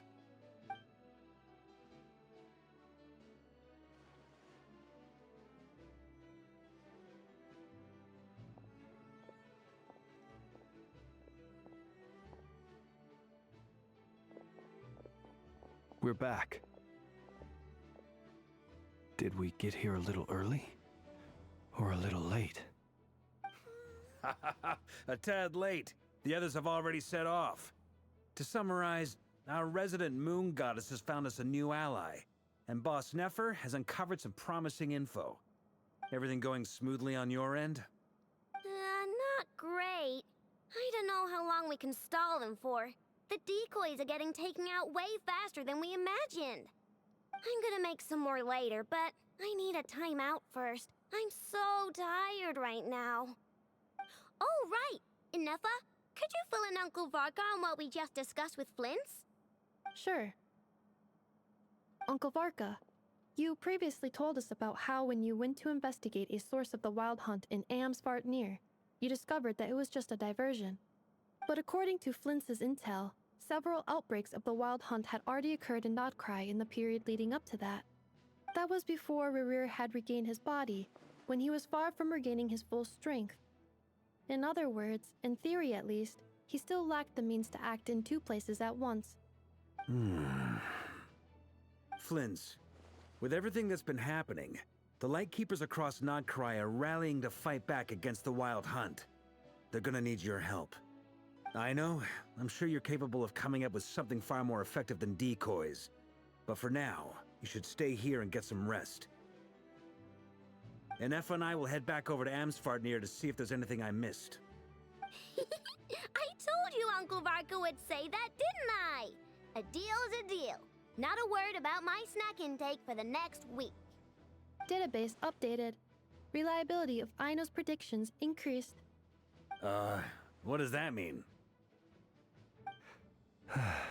They were betting on how you'd respond after hearing their intel. It's the obvious choice, isn't it? That's hardly worth betting on. We already decided that Enepha should go investigate the situation over at 𝓵𝓱𝓐𝓬 on her own. You might as well stay here and keep watch. Someone needs to hang back and oversee our strategy meetings. And besides, you still haven't fully recovered from ambushing 𝓕𝓪. So I've ended up with the easiest assignment. Well, I appreciate it, everyone. See you when you get back.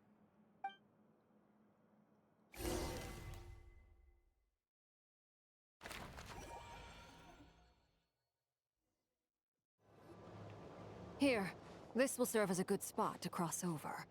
Arlecchino, hold up a second. Since you brought us all this way, would you mind telling us what you've got planned? We still haven't got the slightest idea what's going on here. And if even 𝓕𝓵𝓮𝓰 doesn't know where the iridescent moon's marrow is, how do you? Simple.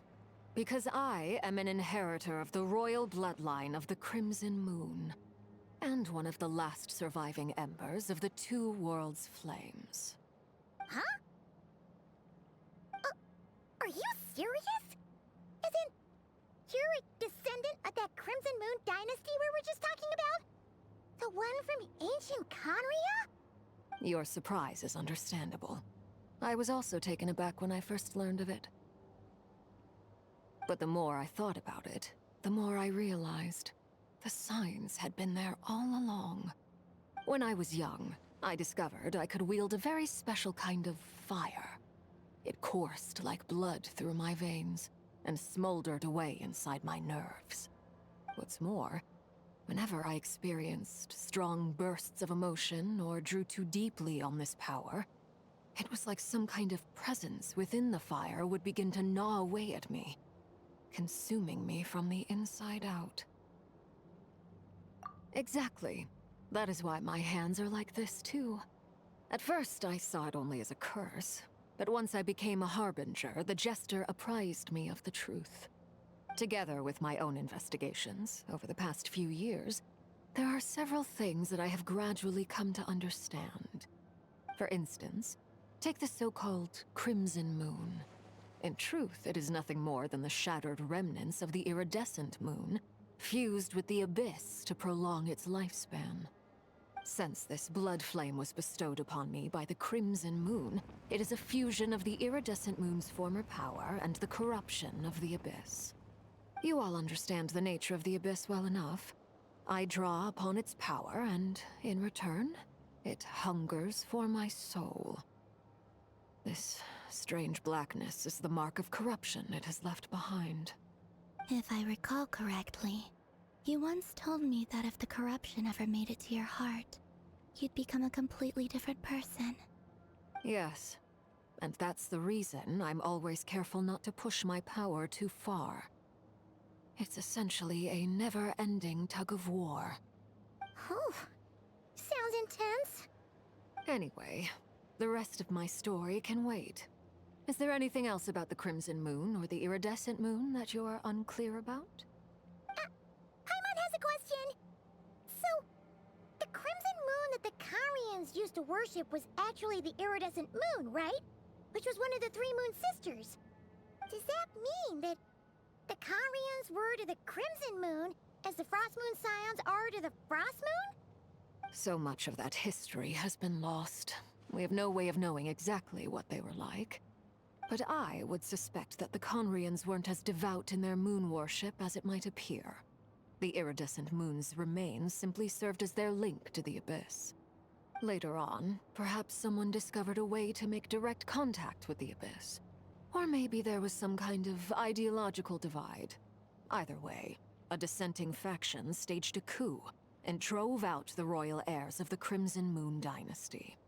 Still, even with the dark sun looming high overhead, the Crimson Moon's glow never truly faded. If you want living proof, it's standing right before you. The first time we met, I sensed something familiar in your presence. When I looked at you, I felt I could see that mysterious red moon in the corner of my eye. In your flames, I saw its broken image, surrounded by a strange black aura. Well, I appreciate that you kept it to yourself. Much about the Crimson Moon is still a mystery, and I'd prefer not to end up as the object of an insane research project. Anyway, time is against us here, so if there's any other questions, they'll have to wait. I just want to make sure I've got one thing straight. In her letter, 𝘧𝘪𝓭𝓮 mentioned that since you are unable to contain the iridescent moon's marrow yourself, you intend to leave it in my custody, correct? That's right. For now, it's the only way I can pay you back for your help. The iridescent moon is already part of who you are, so with its marrow in your possession, you'll be even more powerful than before. Deal. Then let's get started. Get what started? What does this place have to do with the Crimson Moon?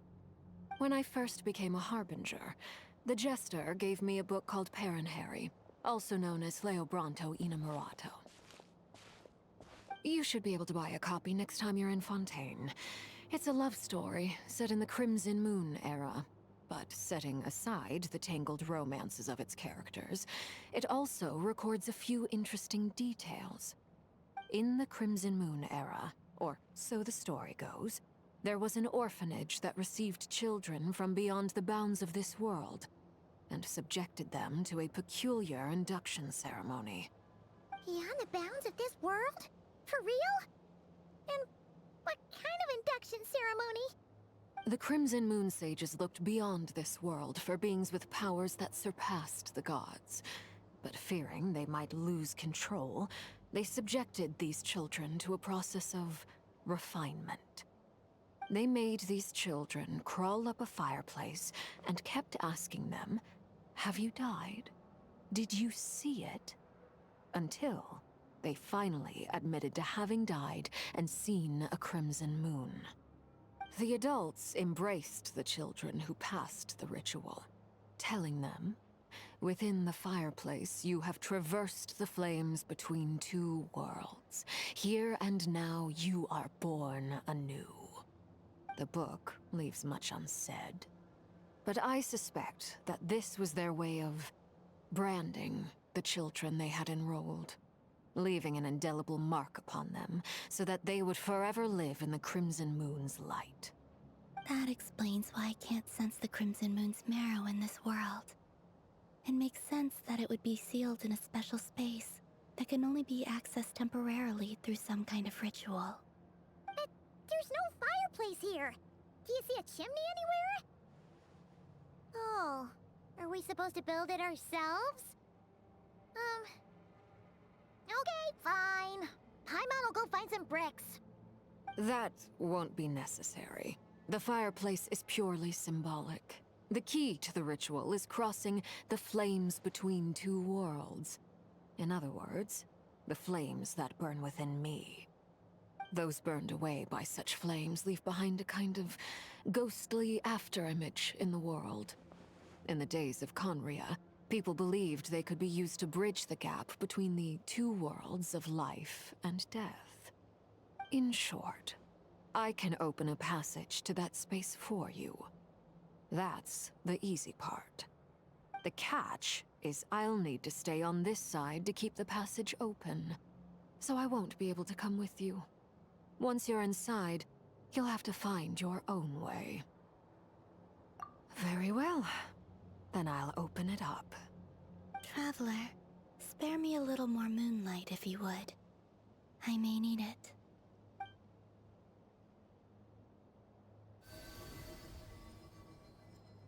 Thank you. I feel like I've recovered some of my strength now.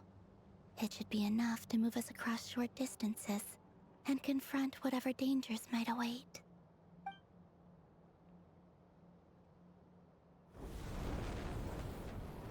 Mistress of the 7 hues of ages past, Great Mother of the present, crimson-clad sovereign of the 2 realms. By fire severed, by fire renewed. I offer myself now, and beseech your descent.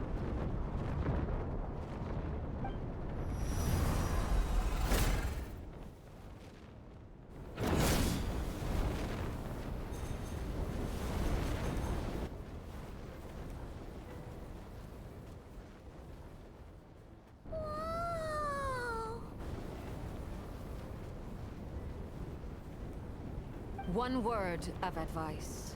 As you're crossing over, no matter what voices you hear, do not answer. Got it! I sense a sinister gloom inside, but also the familiar light of the moon. I feel that I am about to meet an old friend who has changed beyond all recognition. All right, let's go. I sense your presence and craving death and rebirth. Wait, why are you? You have crossed over from another world, transcending fate itself. I have no right to.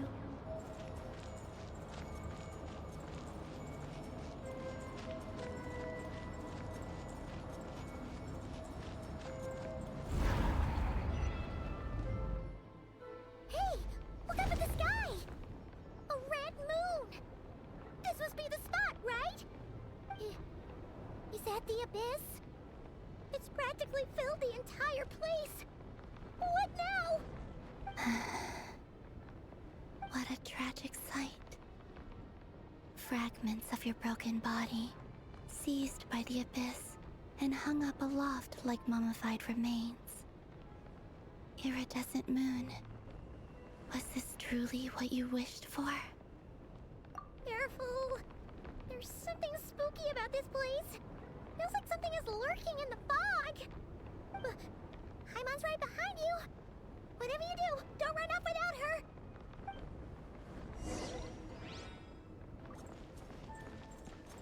By the way, 𝓕𝓪𝓭𝓮, didn't you tell us that the iridescent moon had shattered into pieces? The moon up there looks pretty whole to Paimon. How is that possible?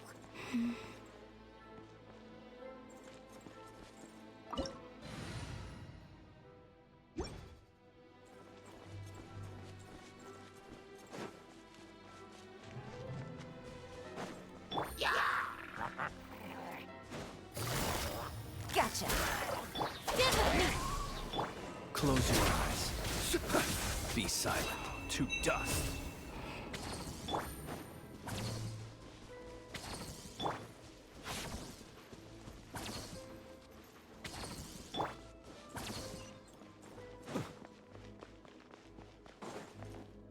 Just like I thought. It was only a facade.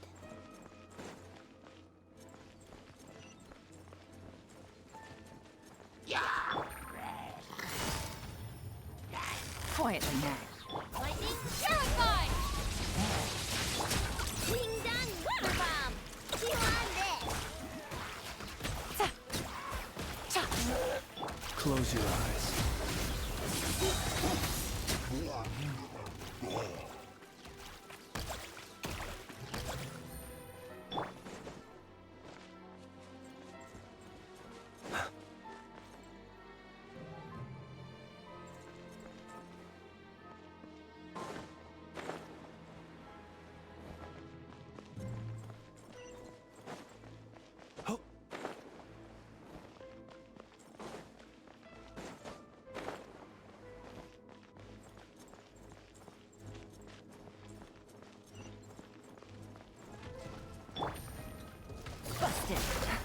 Take it easy.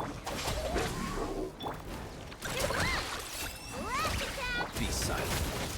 Close your eyes.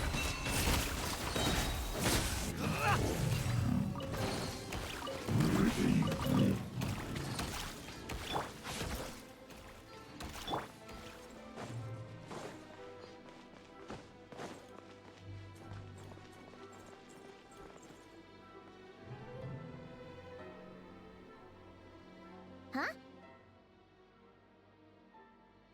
Huh? For real? That's way too high! There's no way we'll be able to reach it! No. I'm not sensing anything up there. It's coming from under the mountain. Let's see... Ah! There's some kind of weird shadow over the water! Wait, see that?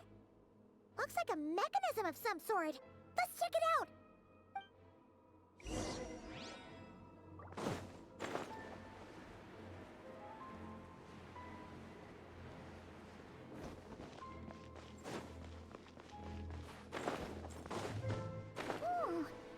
Looks like a device from the time of 𝘕𝓵𝓮𝓰. Maybe people once came here to study the Crimson Moon's domain, and they left this behind. Oh, if we could activate it, we might find some clues.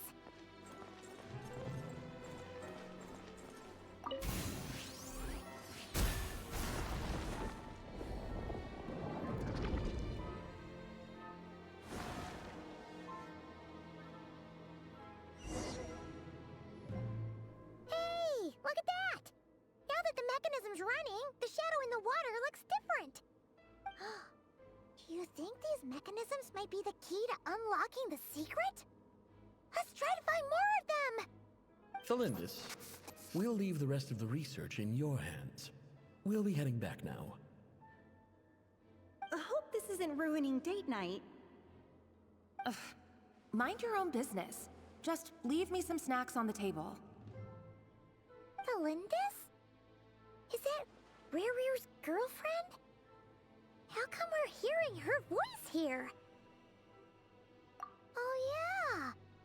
So, do you think she was studying this strange space all along? The Abyss has made this space extremely unstable. Maybe that's why some of the things she said and did were preserved here. Like echoes. Or after images. Whenever I see this view, it takes me back to a poem from my childhood. Waning moon, oh lifeless damsel, weeping on the mountain crest. Mourning still in wistful tone, her fragile soul now laid to rest. For me, of all people, to be here investigating the mysteries of the Crimson Moon space, is it a coincidence or something more?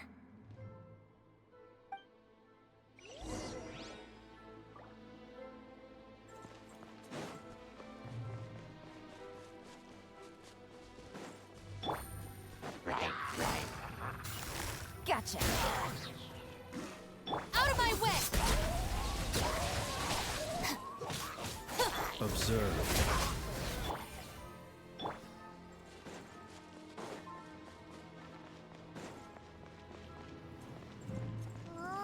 Looks like the Abyss has messed up this mechanism. We need to find a way to get it working again. Let's see if there are any other devices nearby.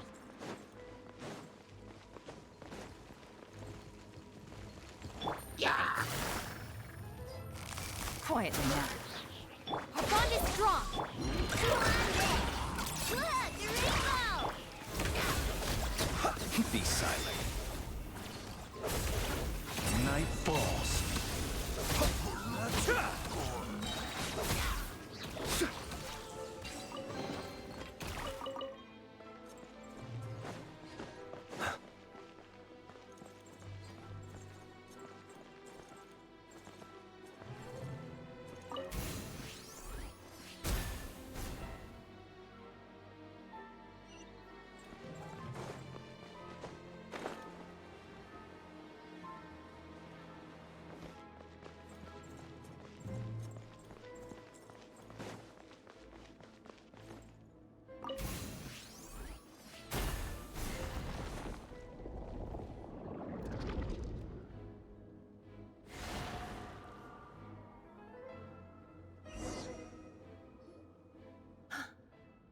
see. So the moon marrow, or rather the power of the 3 moons, is the key to unlocking. If it really does exist, then maybe this madness can finally be put to an end.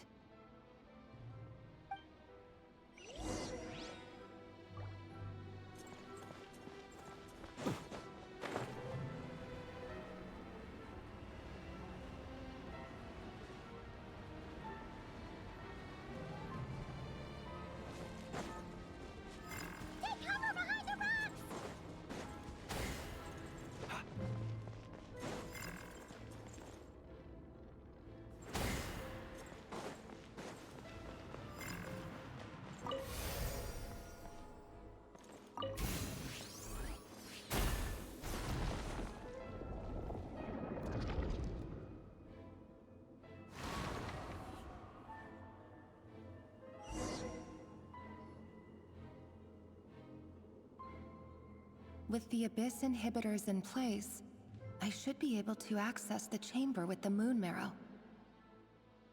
Oh, 𝓕𝓪𝓭𝓏, with every step you take, you're drifting further from what you truly desire. But you're not the root of the problem. Ever since that outsider set foot in 𝓕𝓭𝓏, the 𝘧𝘪𝓭𝓮 has sunken deeper into madness. If only I could get my hands on that outsider.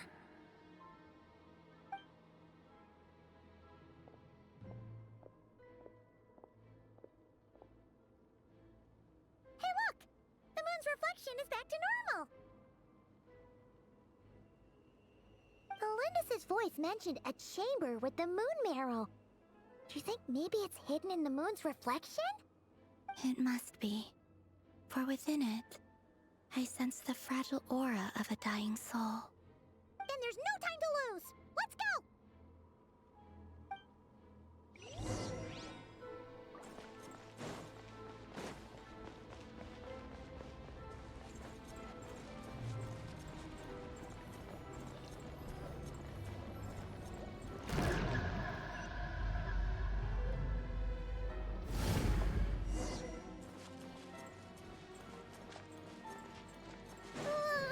These things are so creepy!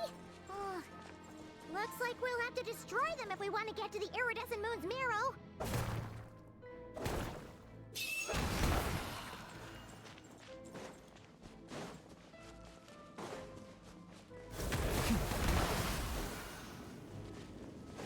That must be the iridescent moon's marrow!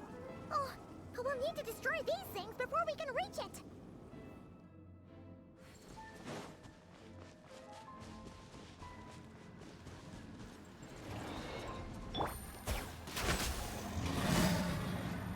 Busted. Here comes the challenge. Flash attack! Observe.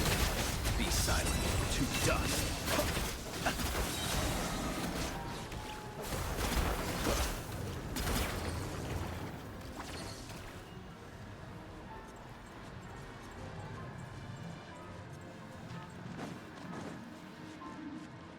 Stand with me.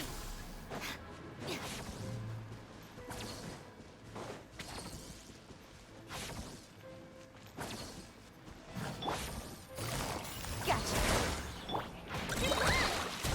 I'll settle this. Look, the rainbow! Close your eyes.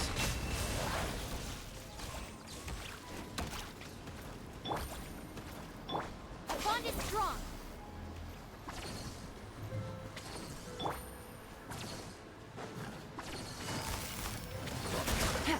Be silent. To dust. We're so close!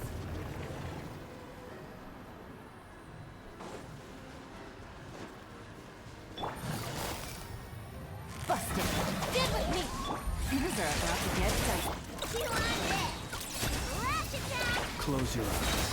Observe.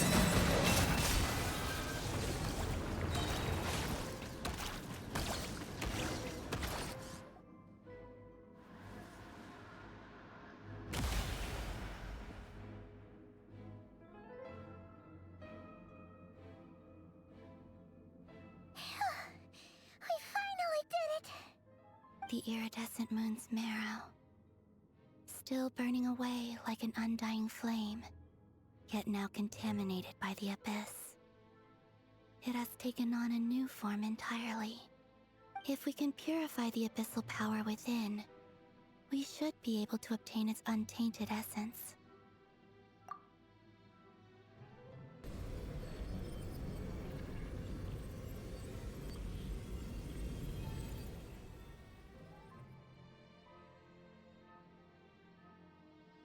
It's so cold.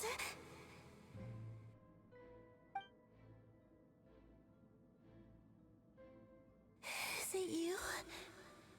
Are you here? Huh? Are you talking to us? At long last, I can see you once more. Our fates have crossed, and I am finally free. I'm sorry, I lied to you. Even knowing what was to come, I still couldn't let go of the fear in my heart as death drew near. The moment the moon shattered, my body began to split apart piece by piece. Like I was being cut into pieces by 1,000 blunt blades. My thoughts scattered as the cold crept in. But I could not bear to fade away like that. Tell me, what was it that brought you to us all that time ago? If only I had possessed your courage, then I might have been spared this torment more painful than death. You look so puzzled. That's how I felt too when I first saw you. But trust me when I say that everything happens for a reason. Farewell, Hypo.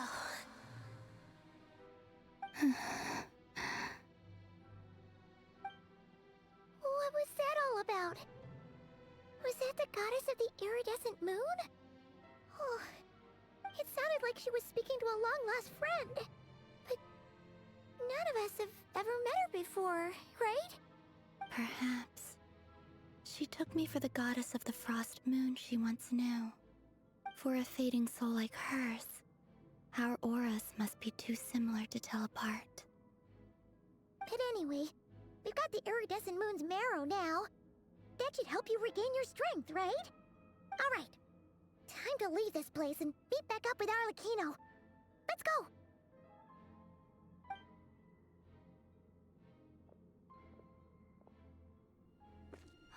That's odd. This place looks different than when we came in. Waning moon, huh? O lifeless damsel. Oh.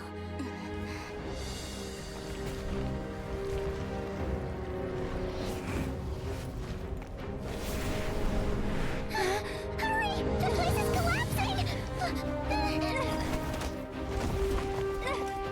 It wants to trap us here. Who's it? The abyss? Now we've taken the moon marrow. All that's left here is a dark will. It will show us no mercy.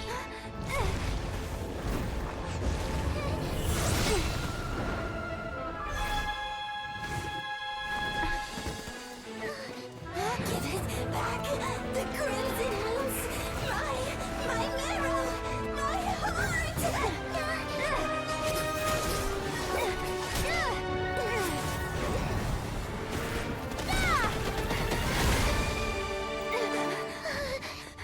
Finally! Huh? Oh no! The exit's blocked! They're back! Now what do we do? This is where you fall. Witness my rise. Hey, it's... What are you waiting for?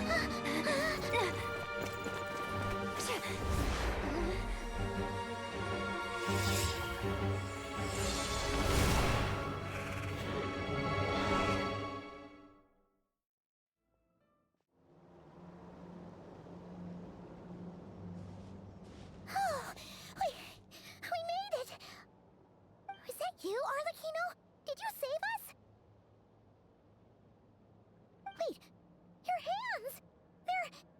Oh, this? Don't worry. It's a small price to pay. The Abyss wanted to trap you inside, and I defied its will by bringing you out. No wonder it's a little angry. No. I have paid the price, albeit a small one, and it cannot be undone. My hands have already fused with the Abyss. Purification would simply destroy whatever's left of them. But surely... Oh, we're so sorry, 𝓕𝓭𝓏. Paimon can't believe you'd make a sacrifice like this for us. As much as I'd like to call it a favor, the truth is I was simply holding up my end of the deal. Well, 𝓕𝓵𝓮𝓰. Yes, you did your part.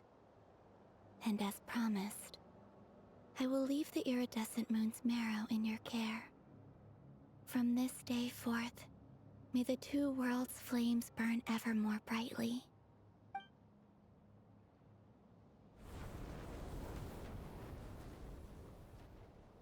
I'll take that as a blessing. Now, 𝓕𝓵𝓮𝓰, give me your hand. Accept this moonlight I offer in return.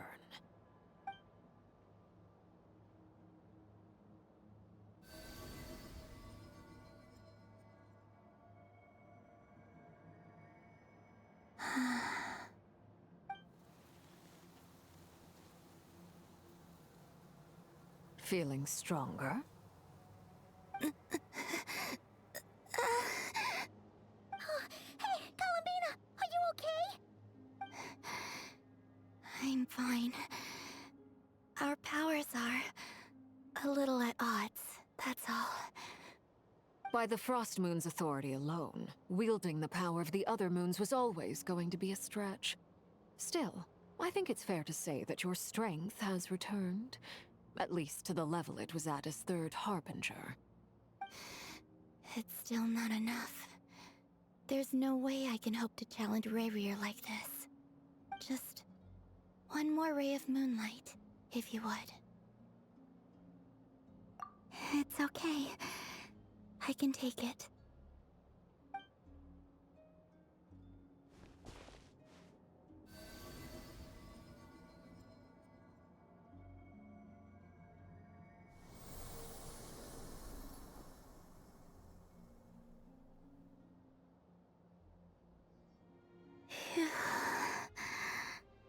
How about now?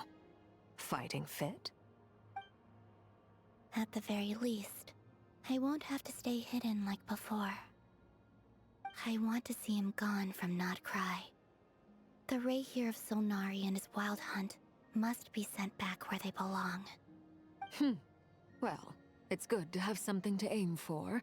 You certainly seem more alive now than you did earlier. When I first met you, you didn't strike me as a ray of moonlight. More like a wisp of fog drifting in from who knows where, ready to scatter at the first sign of a breeze. But now, you're full of vitality. Just like the Frost Moon, once the brightest of them all. May you keep shining, 𝓕𝓵𝓮𝓰. This is who you are. Thank you. Look after yourself too, 𝓕𝓭𝓏. I know you have plans of your own, and that's why you're always seeking to grow stronger. But whatever you're after, don't let the Abyss take a hold of you. I do not wish to see you go down the same path as 𝓕𝓪𝓭. I appreciate the concern, 𝓕𝓵𝓮𝓰. Although perhaps it's time you took a new name. A new name?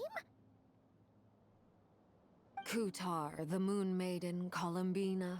They're nothing more than code names. They describe who she is and the roles she's played, but they're not her real name. We often use code names in the House of the Hearth, too. But it's knowing your real name that keeps you grounded.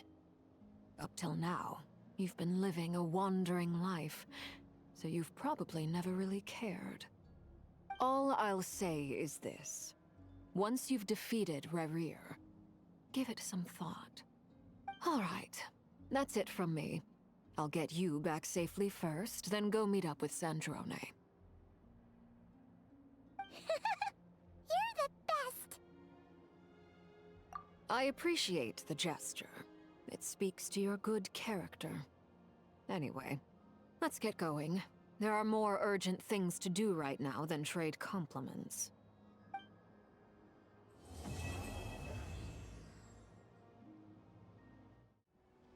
Oh, do you think the others are making good progress? Hope it's all going smoothly. Oh, hey look! They made it back as well! Flint's, Llama! How did it all go? All is well, thank you. 𝓕𝓸𝓭𝓮 and 𝘠𝑯𝘴𝑥 had to stay at the curatorium to wrap things up, so they won't be joining us for now. I ran into Miss Yneffa and Miss Aino on the way back. Their work is still in progress, so I suspect they won't be back for a while either. You seem rather cheerful today, Mr. Flint's. I certainly am. I achieved what I set out to do and came away with more than I bargained for.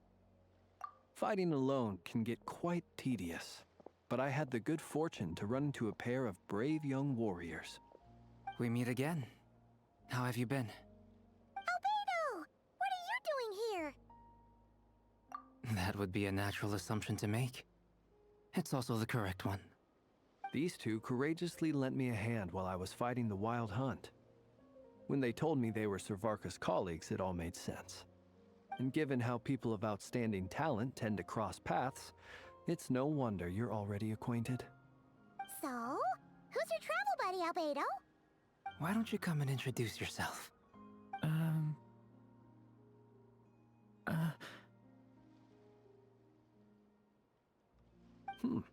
A gentleman of few words, I see. And a rather stern countenance. I presumed you were acquainted with him. Is that not the case? It's nice to meet you. Again. We've technically met before. Wait a sec! You're 𝓕𝓸𝓸𝓸𝓸𝓷𝓵𝓲𝓰! That's right. It's me. I'm glad to see you again. By the way, he says it's okay if you drop the mini. Yeah, I'm not as mini as I used to be. Interesting, isn't it? The first step towards blending into human society appears to be reflecting on whether one's name really reflects who they are. Wow! You look so different! In a good way, of course. It's great to see you looking so healthy. Thank you, Paimon. And although you're as mini as ever, I understand that diminutives don't always convey endearment. I'll be sure to simply call you Paimon, as a sign of my great respect for you. Wow! You're such a smooth talker now. Paimon could get used to this. From now on, you may refer to her as your esteemed guide, Paimon. Personally, I think our little Paimon is the perfect size. When people call her Little Paimon, it's just because she's so adorable that they can't help themselves. If that's not a sign of endearment, what is? You're absolutely right, Miss 𝓠𝓪𝓏. My brother still has a long road ahead of him when it comes to understanding human relationships. Anyway, speaking of long journeys, didn't 𝘠𝓪𝓏𝓰𝓱𝓽 leave with you? How come she isn't back yet? She's been catching up with old friends. Wouldn't be surprised if she stopped for a cup of tea or 10 on the way back. Uh-oh. People are talking about me. Hope it's nothing negative. Judging from your expressions, I'm guessing it all went well? It's getting crowded here. I'll go grab some chairs. No need. This is a job for an alchemist. I'll whip some up momentarily. Thank you for your hospitality, ladies and gentlemen, but I was merely escorting my friends back. I'll be meeting 𝘧𝘪𝓯𝓸𝓷𝓵𝓲𝓰 shortly, as we still have some things to discuss. It's been a pleasure, everyone. But this is where I'll say goodbye. We really appreciate your help. Oh, come on. Spare the formalities. I'm just glad I could help out some true friends. I understand. Well, bye for now, Harlequino. Oh, this place is hopping. It's probably a good thing one of us left. Otherwise, we might not fit all these people in. Are you saying we're about to run out of chairs? As a matter of fact, I am. Come on in and see for yourself.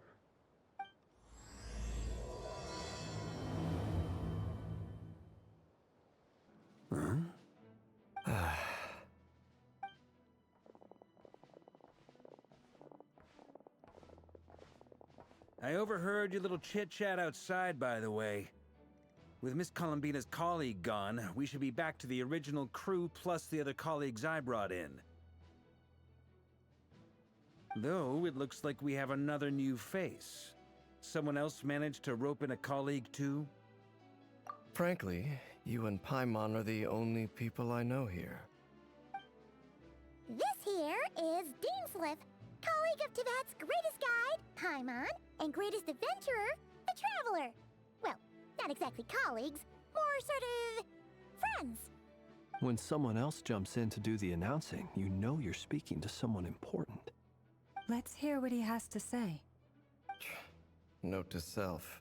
Once Paimon knows your name, the rest of the world will soon follow. When he comes looking for us, it's usually something important. Paimon's guessing you've heard about the Wild Hunt, then. From the looks of it, you're about to hold a meeting. If I were to say that the Wild Hunt is our mutual enemy, would that earn me a seat at the table? As the saying goes, the enemy of my enemy is my friend. Mr. 𝘕𝓪𝓭𝓮, there's a seat with your name on it. Though, I can't promise the same for everyone else. Hey, 𝓕𝓵𝓸𝓷𝓵𝓲, think you can rustle up a couple more chairs? After all this time apart, Grandmaster Varka's first order is to rustle up a couple more chairs. I've missed this. Is he being sarcastic? Hey, he's your brother. Why are you asking us? I've still got a lot to learn about the nuances of human conversation. Trying to decipher 𝓕𝓵𝓸𝓷𝓵𝓲's way of speaking has been like jumping in at the deep end. Oh, good point. Paimon gets you now. Don't sweat it. There are people who go their whole lives without getting the hang of it. You're ahead of the game already. I wonder what's taking Nefer so long. Perhaps you should go and check in with her. If anyone can hurry her along, it's you. I just got back from the curatorium. Besides, aren't you curious to see what's taking her so long? Miss Nefer doesn't strike me as the type to share secrets. And since gathering intel is her specialty, I'm guessing she'd prefer to keep her methods confidential. Under such circumstances, would it not be tactless for me to impose?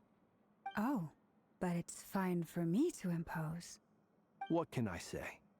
You have an unrivaled ability to garner people's affection, Miss Moonchanter. Besides, you have far more in common with her than I do. All right, then. Impressive. She barely fought back at all. I admire your powers of persuasion, my friend. As I'm sure Miss 𝓕𝓼𝓮 will realize soon enough, the trick in life is to always pitch in with other people's responsibilities so that you can be selective with your own. Another trick is to simply hide in the background. Spoken like a true sage. Anyway, looks like we've got some time to kill before the meeting. Let's take a little breather, folks. And feel free to chat amongst yourselves. We'll get down to business once the other two arrive. You're both awfully quiet. Why don't I start us off with an icebreaker? Much obliged. Have either of you ever had your portrait painted? If not, I'd be glad to help. That sounds like a lovely idea. You know how to paint, then? I dabble occasionally. He's an excellent painter. Tables, chairs, people, dragons, you name it. He'll paint it for you. I'm flattered. If I ever get the chance, I'd like to give it a try myself. I'll bear that in mind. Anyway, how about you, 𝘸𝓫𝓸? What sort of portrait would you prefer? Oh, I'd be fine with anything. Whatever style feels best to you. Very well. Then I'll play it by ear. You can replicate any style I want? I can try. If you show me a sample, I'll do my best to match it. Thank you. In that case, I'll dig up some reference material for you. Is there something you'd like to say to me? Yeah! For starters, why'd you just show up here without even giving us a heads up? If you think back to our previous interactions, you may recall that that's hardly out of character for me. You do have a point there. Oh yeah! You'll need to find somewhere to stay the night too, right? Want to tag along with us? You never know. We might get a group discount. Sure, let's do that. Great! Paimon will handle it! And in return, we can get Dainslift to be our very own personal bodyguard. If that's what you had in mind, you should have said so sooner. I'd be happy to help. Oh, okay then. Paimon was only kidding, but good to know. Anyway, since we're all here together, we might as well watch each other's backs. That's just what friends do, right? Indeed. Thank you. Truth be told, I can't remember the last time I was in a meeting with so many people. You're not alone there, my friend. The Lightkeepers also struggle to bring everyone together for a serious discussion. I don't doubt that.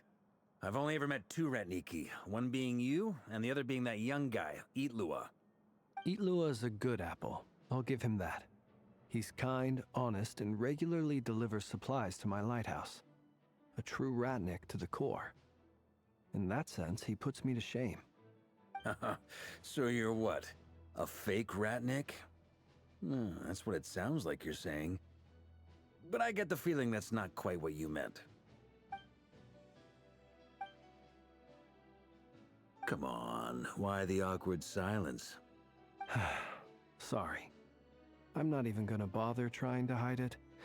You've known all along, haven't you, my friend?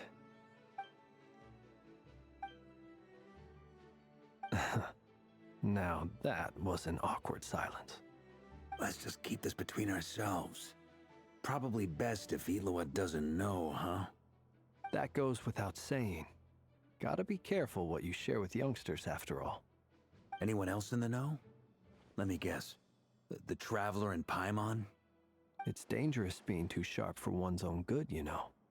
Then, in the name of the Animo Archon 𝓵𝓸𝓸 himself, I swear, your secret's safe with me. When we went for drinks, you said that you and 𝓵𝓸𝓸 were practically best buds. In the light of that claim, do you really expect me to take your oath seriously? Of course. Just as long as you don't go spreading around the fact that I'm close with 𝓵𝓸𝓸, all right? Fair enough, then. Nothing like a bit of mutual leverage to seal the bonds of friendship.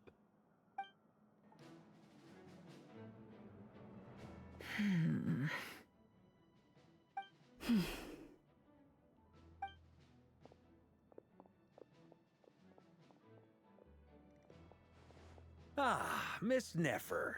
You made it after all. But what about 𝘠𝑬𝑗? I'm here to give you an update on how things are going on our end. Once this is over, I'll be heading straight back to continue my work. I left 𝘠𝑬𝑗 back at the curatorium to watch over things while I'm gone. Huh. So much for just this once. Shh! Not so loud! We're on a roll here. What if she remembers and suddenly decides to back out?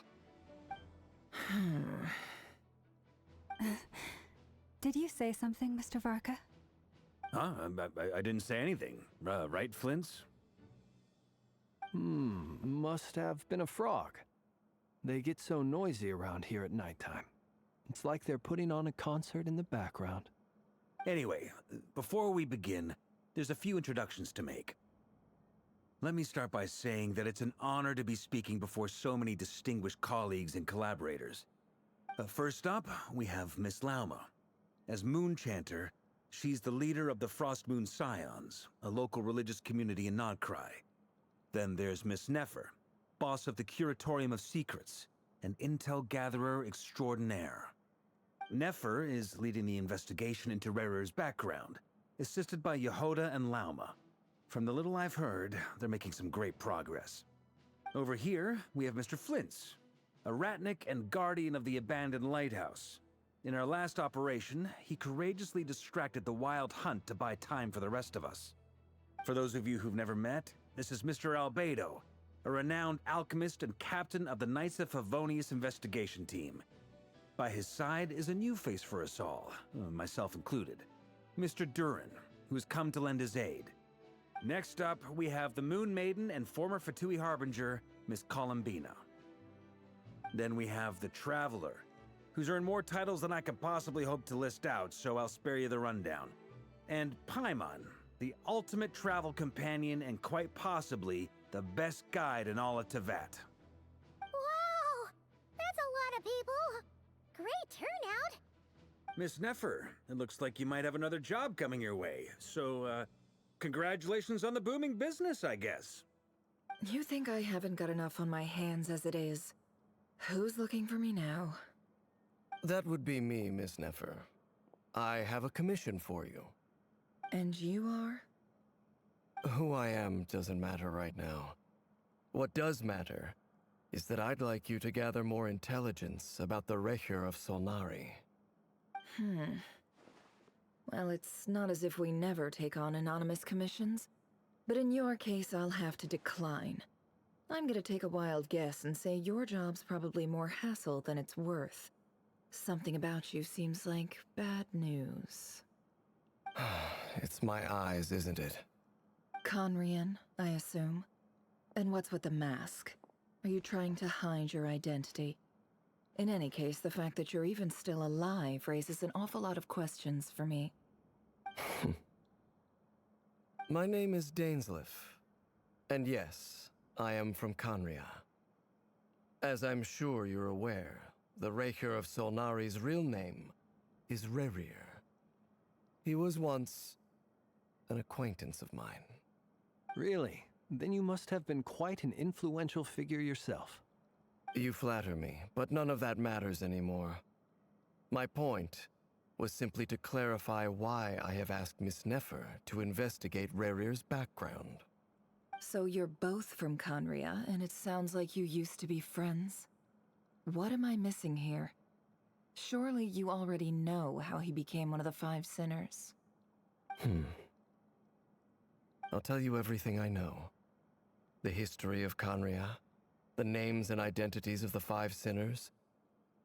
I remember it all like it was yesterday. I have never spoken openly of this before. But the truth was exactly as people say. The 5 sinners were each driven by their own desires, and it was by playing upon these that the Abyss tempted them to their fall, tearing 𝓕𝓵𝓮 apart in the process. The visionary, 𝘨𝑑𝑒𝑓⁄, who wished to foretell the future. The wise, 𝘧𝘪𝘯𝘥, who sought limitless knowledge. 𝘕𝓪𝓭𝓮𝓭, who desired to create life. The foul, 𝘧𝘪𝓯𝓷𝓵𝓵𝓲𝓰, who pursued supreme strength. And last, but not least, 𝓕𝓭 of 𝓳𝓪𝓭𝓮, Rerir, Ravager of the Moon. Of the 5, Rerir is the only one who remains a mystery to me. He never harbored grand ambitions. So what changed in the space of a single night? How did he come to fall like the others? In other words, you're saying that his change came as a shock to you, and you have no idea what actually happened? That's right. You mentioned how the Abyss tempted them, which led to their fall. But what did that look like in practice? And what other context can you give me about the events of that time? The more detail you can give me, the better. Strangely, now that it comes to it, I hardly know where to begin. The fateful night took place during the era of the Eclipse dynasty. One day, my elder brother, the visionary, 𝘨𝑑𝑒𝑓⁄, was summoned to the palace by the 𝘕𝑛str only for the king to gouge out his eyes and cast him into the dungeons. When I came to hear of this, my fury knew no bounds. I gathered together every ally I thought I had, and together, we set a knight to storm the palace and free Ved. Centuries on, the memories of that night still haunt me like a never-ending nightmare. We broke through the palace gates, just like we had planned, each striking towards our separate targets. But then, I was betrayed. Even 𝘕𝓸𝓸𝓸𝓷𝓵𝓵𝓲𝓰𝓱𝓽, the very person I had come to rescue, abandoned me and partook of the Abyss's power. So, it's personal after all. Then tell me, Mr. 𝓕𝓪𝓭𝓮, what price are you willing to pay? You, of all people, must know that nothing comes for free. I cannot say what price would be worthy of such a commission. But know this. 𝓕𝓪𝓭𝓮 was not always a madman. Believe it or not, there was a time when he was just an ordinary man, working for the 𝓕𝓪𝓭𝓮 intelligence service. Uncovering the truth of 𝓕𝓭𝓮's past is the only way to unravel this mystery. But before you decide if you will accept my commission, I will tell you more about him. Enough, I hope, to help you plan your next move. Sounds pretty good to me. Feels like we just flagged down a random passerby, only to discover he's actually a master strategist who has a score to settle with our enemy. Can I borrow your halo? It could be useful in the lighthouse. Hey, enough with the wisecracks! Besides, isn't that lamp of yours bright enough already? Relax. It was meant to be a compliment. If that was a little over the top for your liking, I'll make sure to tone it down next time. I'll give your proposal some serious thought, Mr. 𝓕𝓪𝓭𝓮. Let's speak in private once the meeting is over. Before that, there's a few things I'd like to share.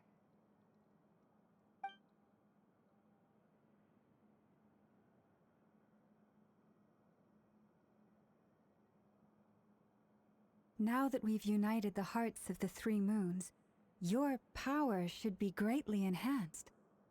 But it seems like that hasn't happened yet? I believe it will take a little longer. You've done so much for me, so I want to be completely honest with you all. Even though I'm doing a lot better now, the truth is, my recovery will likely be an ongoing process. From the moment I was born, my power has been slowly ebbing away. And that is because Teyvat has never accepted me. Even with the moons united as one, it seems my rejection cannot be undone. So far, I have yet to find a solution. It may turn out to be a problem that will plague me until the day I finally leave this place behind. Even so, I will do everything in my power to help you drive out the 𝓕𝓭𝓮 of 𝓧𝓪𝓭𝓮. As Arlecchino put it, this is not about chasing the spoils of victory. It's just a gesture of heartfelt gratitude. Kutar. Defeating the 𝓕𝓭𝓮 of 𝓧𝓪𝓭𝓮 will be no easy task. While my strength slowly recovers, we'll also need to gather more intel. Naturally. We should take all the help we can get if we hope to defeat him. We've considered several viable plans now, but our choice hinges on the answers to a few key questions. Is it even possible to kill 𝓕𝓭𝓮? What experiences shaped the person or monster he became? And what's he really after? Given Albedo's expertise in alchemy, I think we should leave him to try and answer the first of these questions. Understood. As for the other two, I'm afraid we'll have to count on you again, Miss Nefer. Believe me when I say it's not my wish to burden you. But right now, relying on your skills is our only option. So you're placing all your hopes on me, huh? We can't thank you enough for agreeing to help us. Honestly, I can hardly believe how lucky we are. You sure have a talent for changing your tune, Miss Moonchanter. Timid like 𝘧𝓪𝓸𝓸𝓷𝓵𝓲𝓰 one moment, then flinces in sincere flattery the next. Ladies, please. I must object to your portrayal of me. That's all. Feel free to keep bickering. Just pretend I'm not here. I almost don't want to leave this room. I'm curious to see how this plays out. I have faith in you, Miss Nefer. Something tells me you'll stand by us until the very end. Oh? And what makes you so sure of that? What if I suddenly decide that my compensation is insufficient? This isn't about the money. I can sense that you've got a deep-seated distaste for 𝓕𝓪. And knowing you, that alone is motive enough. Look at them getting along so well. Like two peas in a pod. And I'm the one they accuse of insincere flattery. There is no justice. Miss 𝓠𝓵, you have to understand something. Unlike you, I don't actually enjoy having everyone's hopes on my shoulders. Is that right?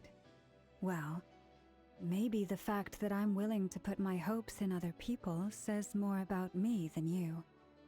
But the fact is, I also trust you. And that's because I know that you're someone we can count on. Anyway, we've got our plan, so let's get moving. Mr. 𝘕𝓪𝓭𝓮, let's talk.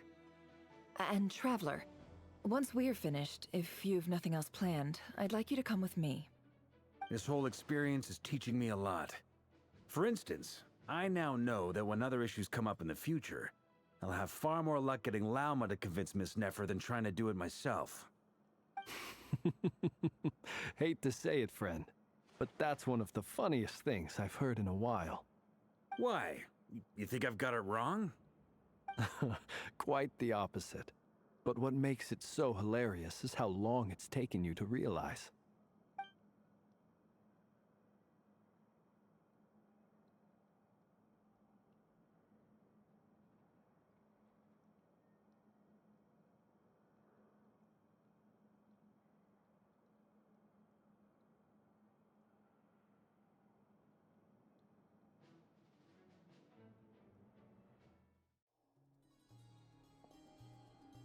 Thank you for waiting.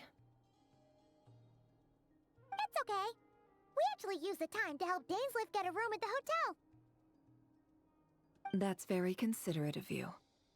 Now, I trust you share my curiosity about 𝓕𝓪's past, and you seem fairly familiar with Mr. 𝘕𝓪𝓭𝓮 already. We spoke at some length after the meeting. He was the one who suggested I should invite you to join this operation. He feels confident that these secrets will be safe with you. 𝘕𝓪 has a lot of faith in us, that's for sure. Likewise. I appreciate that you got right on board without interrogating me about why I invited you. It shows that you trust me to explain everything in due course. That's because we know what you're capable of. We appreciate you too, Nefer. You might have been forced to help in the beginning, but this time, it was your choice. That's one way to put it. Another is this, that once a decision's been made, it's set in stone. After that, my only goal is to see it through. Alright, so here's how it is. I'm going to access 𝓕𝓪's thoughts again using my confidential method. Now, I'm sure you've seen things like this before on your travels, so you're surely well aware of how dangerous it can be. The reason I've gathered you all here is to ensure my safety during the proceedings. I plan for us to enter the fragment of his consciousness together, and once inside, I will focus on searching for information. Think of this as a diving expedition into someone's brain. If I'm the diver, you are my safety equipment, tasked with keeping me alive while I'm under the surface. Once the ceremony begins, we will all be spying on privileged information. But in the interests of safety, you must remain absolutely silent at all times. We will discuss our observations after the ceremony has concluded. Lastly, any individuals of a weaker constitution are advised not to partake in the ceremony. In any case, 𝓠𝓠 has her own job to do, which requires staying in the room, but not joining the ceremony.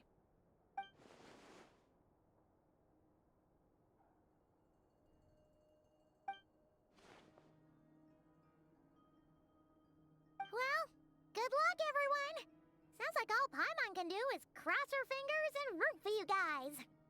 There's a little more to it than that. I was being serious when I said you have a job to do.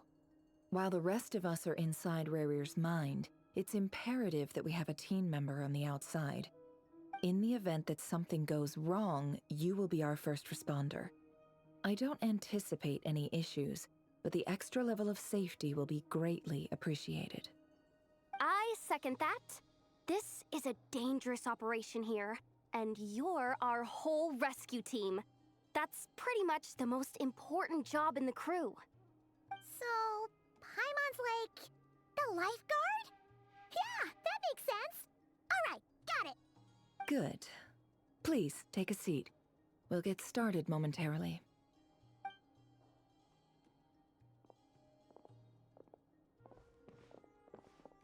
So, did Mr. Dainsleif tell you anything else? He told me that he believes 𝓕𝓪 kept some big secrets in his life. He's not sure that they were the cause of his eventual downfall, but he's asked me to uncover what those secrets were all the same.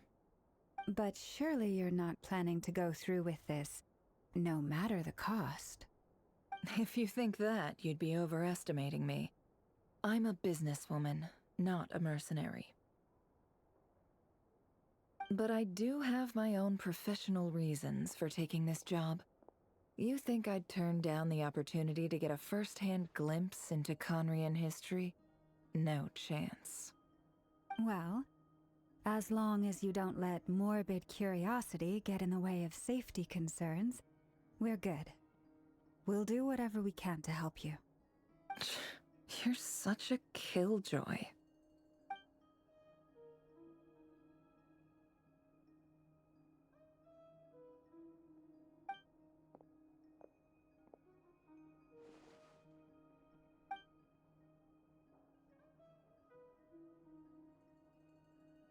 All right, I'm good to go. All set over here, too. Promise, Paimon, you'll be extra careful. All right. Let your whole body relax. We're about to begin. Close your eyes. Phew. Could this be his office? Pretty standard setup. Bookshelves, paperwork, files. According to Dainsleif, 𝓕𝓪 used to be an intelligence operative. Chances are there's plenty of top-secret intel stashed away in this room. Is this where you keep your secrets, 𝓕𝓪? Can't say I'm not looking forward to this. Wonder what kind of encryption technique this is. Seems like it has to be inserted into that camouflage device nearby. Aha! It's an audio recording. Please, hear me out. I can't shake this feeling that someone's been spying on our house. No, I'm not being paranoid. It's true. I saw someone dressed in all black. It was a couple of days back, but that was on another street, not near my house. I swear, I know what I saw! There's a note in the margin. Surveillance of the 𝘠𝓮𝓭𝑚 residence has concluded.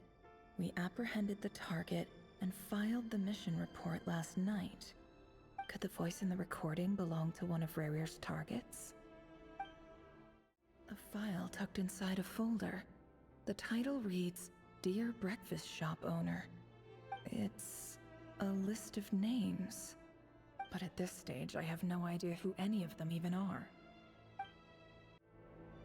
Bookshelves full of documents. Looks like these are all files, packed with the personal details of individual 𝓕𝓭𝓮s. The Crimson Moon dynasty preceded the eclipse. Since 𝓕𝓪 worked as a secret agent during the latter, it stands to reason that he was tasked with purging remnants of the old dynasty. Yep, lines up exactly with what Dainsleif told me.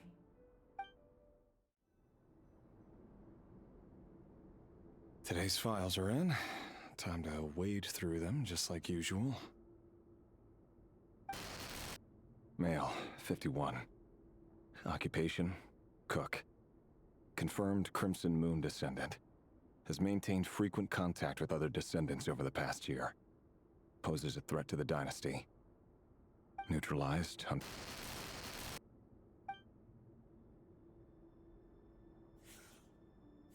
This one should be archived under purged targets.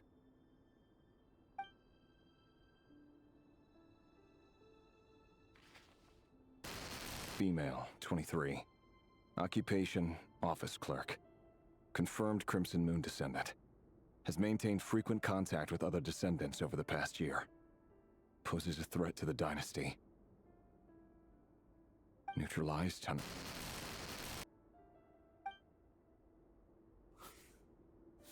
Another one for purged targets. Sounds like she was that other man's daughter. Never mind. What's it got to do with me?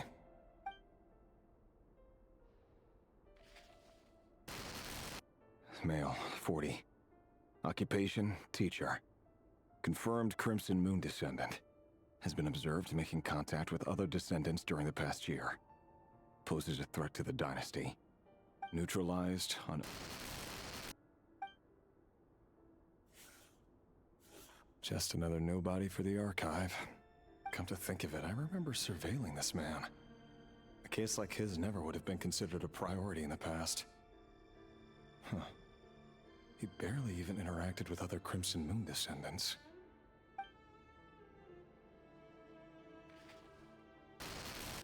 Female, 16. Occupation, none. Orphan and confirmed Crimson Moon descendant. Has been observed making contact with other descendants during the past year. Poses a threat to the dynasty. Neutralized on...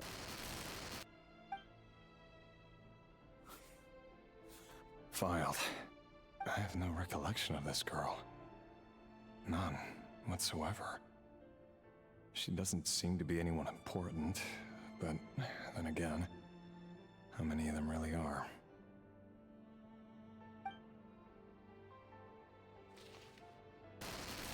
Female, 13. Occupation, none. Orphan and confirmed Crimson Moon descendant. Has been observed making contact with other descendants during the past year. Poses a threat to the dynasty. Neutralized and... Filed.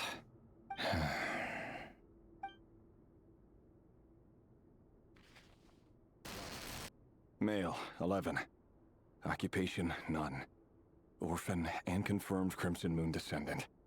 Has not been observed making any contact with other descendants during the past year. Poses a threat to the dynasty. Neutralized and...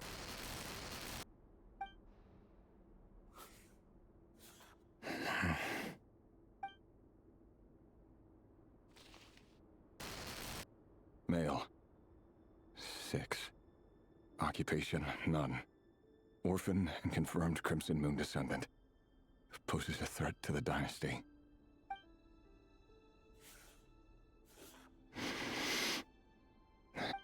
It's funny, isn't it? Your job is becoming both harder and easier at the same time, depending on how you look at it. Sooner or later, the Crimson Moon descendants will be completely wiped out. But as their numbers dwindle, they become harder and harder to track down. That's not how it is.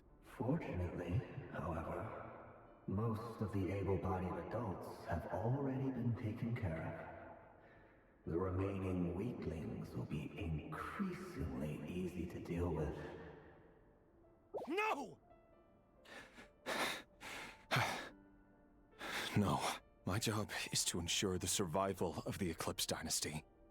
And the only way to do that is by eliminating any and all potential threats. It's a perfectly legitimate line of work. Every single one of my colleagues can attest to my fairness. And if my friends were aware of the facts, I know they'd back me up too. Assuming, of course, that they were aware of all the facts. Mr. 𝘕𝓸𝓸𝓸𝓷𝓵𝓲𝓰, it's been quite some time since we last met. Revier, I trust you're here because you have something important to discuss. Forgive me. I wasn't tuning out, it's just, I noticed you didn't even phrase that as a question. as if you knew I was coming. Tell me, does someone in your position ever feel the need to ask questions at all? It is indeed within my power to foresee certain things. Things like your arrival.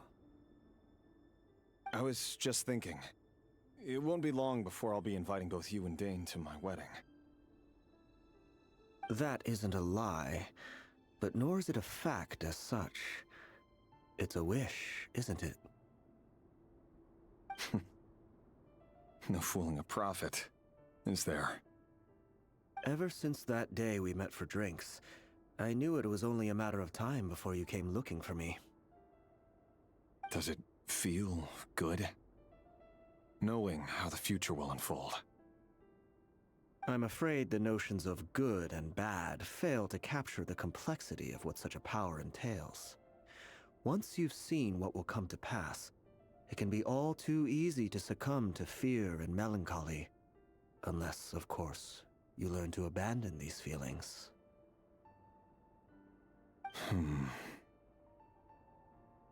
You fear my silence, and long to hear the words I left unspoken that day.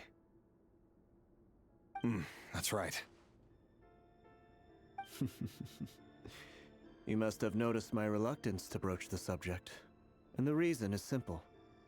Because the truth could never have lived up to your hopes.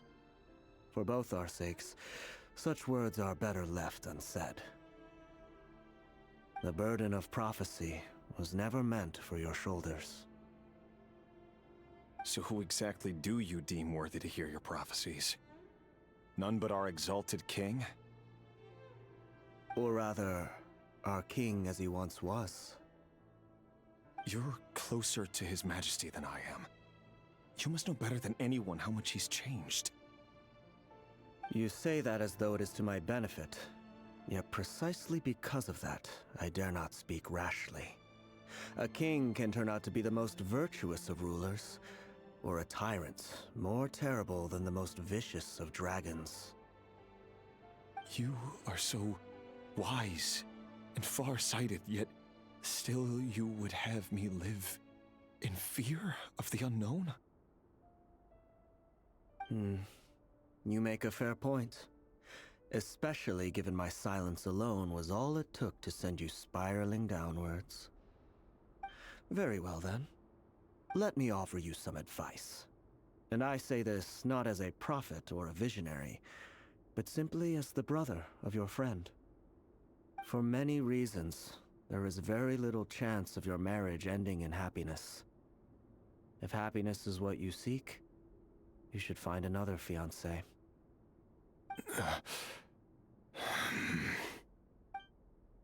Wait. Hear me out. This time we finally got a clear look at his face and learned his true identity. His name is 𝓕𝓪𝓭𝓭, and he claims to be one of the king's guards. What did you say? A cruel irony, isn't it? The man you're set to marry leads a double life as a brutal executioner. Why are you telling me all of this now? Simple. It's because I want you to kill him. You are the only person he would never suspect. No, absolutely not. I would never dream of doing such a despicable thing. So you'll just stand by and watch him slaughter us to the last? Do not forget that the blood of the Crimson Moon flows in your veins too. The blood of the Crimson Moon? What does that matter now? The dynasty has long been dead and gone. You think that alone is reason enough for me to throw away everything I have? Why wouldn't it be? You two were once a child of the Crimson Moon, just like me. Don't tell me you've never felt so much as a flicker of fury for the way we were trampled into the dust.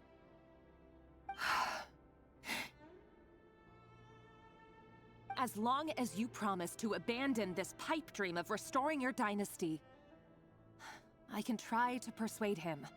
Or have him persuade the 𝘧𝘪𝓭𝓮. Persuade the 𝘧𝘪𝓭𝓮? Do you even know Why he's so obsessed with hunting us down? Why he keeps trying to force us to hand over our secrets over and over again? Or why we refuse to give up on restoring the dynasty?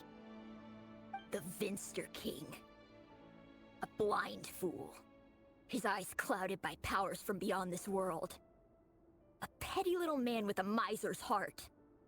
And he dares to sit upon the throne? Mark my words. Sooner or later, 𝘕𝓵𝓭𝓮 will fall. And it will be his doing. If you can't bring yourself to do it, so be it. Just you watch. It won't be long before calamity descends upon us all. 𝓕𝓪𝓭𝓮 of 𝘕₪🏞. That really is quite a secret you've been keeping from me, 𝓕𝓪𝓭. But who am I to talk? Am I really any better? I've kept my own past a secret this whole time, too. Love should be built on honesty. But ours was born from lies. And yet, is it really so wrong to hide things that would only make life harder? If we don't cover up the parts that no one else should see, how can we go on pretending to be normal? 𝘧𝘪𝓭𝓏 must have known all this. And that's why he made his prophecy. In the end, nothing stays hidden forever. But I won't just sit by and watch this disaster unfold. I'll do everything in my power to protect what I cannot afford to lose. No matter who I have to face. Huh? Was that 𝓕𝓪𝓭 who just walked past the window? Doesn't it give you the chills that he still takes the same road to work every day? As if nothing ever happened. Those people at the deli. Enough already. They're clearly pretty taken by their own disguises, so just smile and play along. Pull the rug from under beasts like that, and you'll risk having your throat torn out. Deli? Oh. They're talking about those people from the opposition. Right. I'd almost forgotten they used to run a deli. People of no consequence always vanish so easily. And no one even remembers them. But surely you can see he's not the man he pretends to be. So many have died already, and they say that the king's madness grows with each passing day. We're not going to survive this, are we? But why does it have to be this way? Do we really deserve to die just because of the blood that runs through our veins? 𝘕𝓪𝓭𝓏, are you even listening? Sorry, 𝓵𝓨r. My mind was off wandering. I heard you, though. You're talking about what 𝓕𝓪𝓭 said. He's just following the king's orders. He's a secret agent, and it's his job to hunt down rebels and dissidents. By the time you first met him, he'd already taken lives.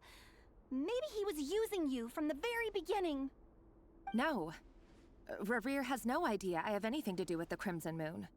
My family are only distant relatives of the main lineage, and besides, my eyes are perfectly ordinary. Truth be told, apart from my teacher, pretty much no one knows I have any connection to any of it. It's been a long time since my family severed ties.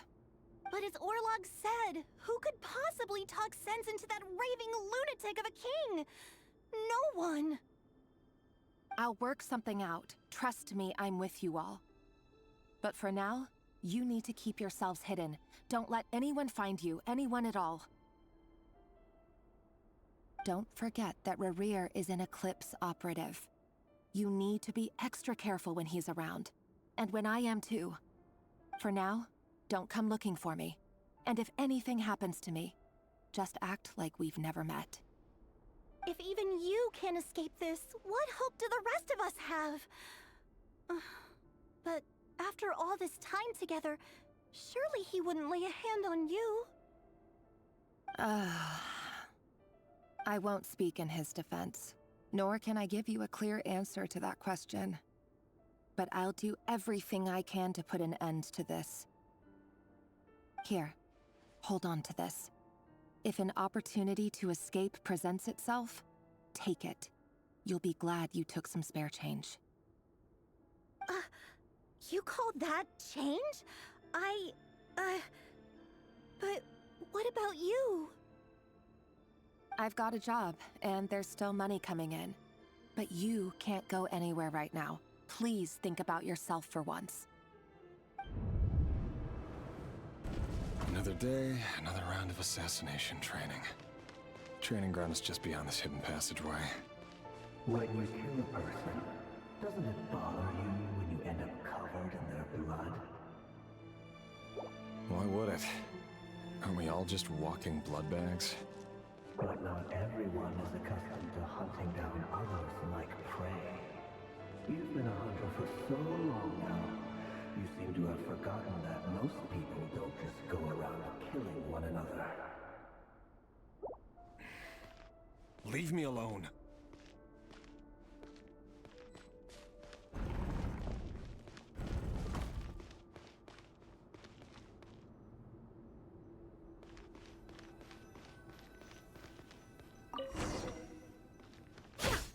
Make sure you have a firm grip on the handle, then choose your angle well.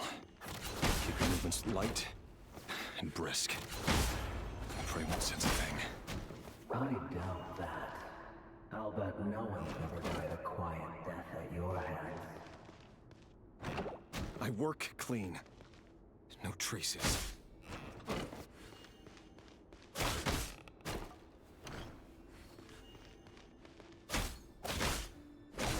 That doesn't make it open and above board, though. The king just happens to need you right now. What if someday he doesn't? That won't happen. He's changed. Ever since he fell under the spell of that power. He only had to take out a handful of the guilty. But now... The ones I've dealt with have always been guilty. And I've carried out my work flawlessly.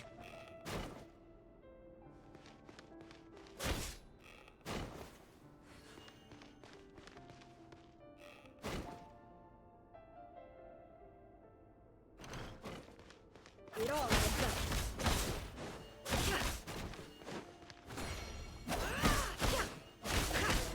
You know why 𝓕𝓪𝓭𝓮𝓭 didn't accept your proposal, don't you? Was it because she didn't trust you? Or something else? Enough!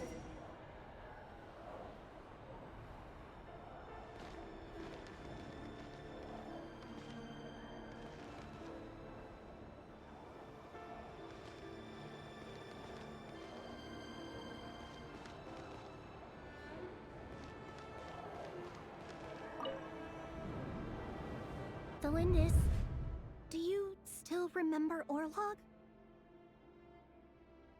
Orlog. The boy who was pretending to sell flowers. You spoke for quite a while, didn't you? Yes, we did. What about him? He was arrested 2 days ago.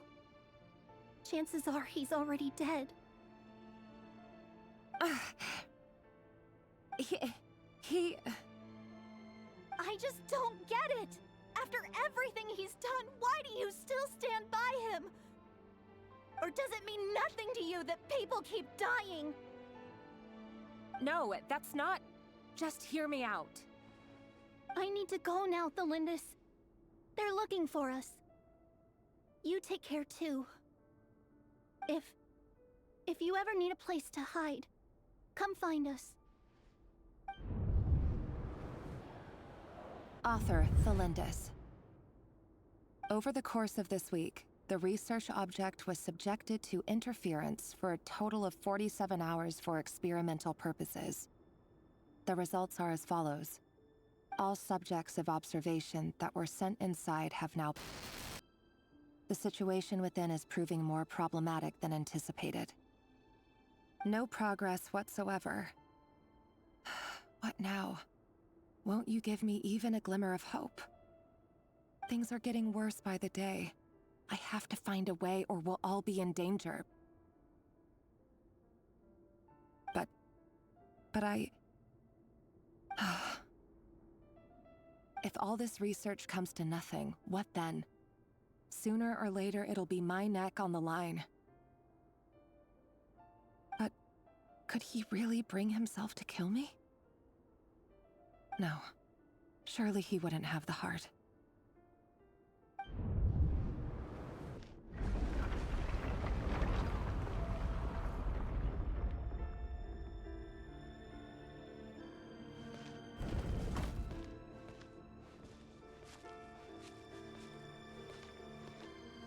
Why won't you just let us go? We don't even know each other. All we want is to live ordinary, peaceful lives. You want to live?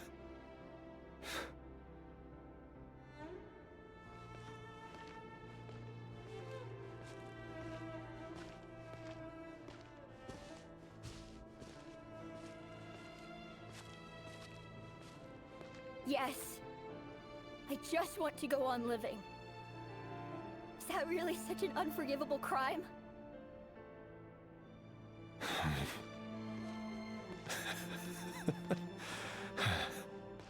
You want to go on living. I want to keep living too. To keep living forever.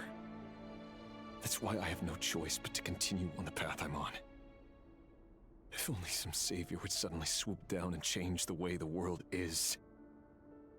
Too bad that's not going to happen.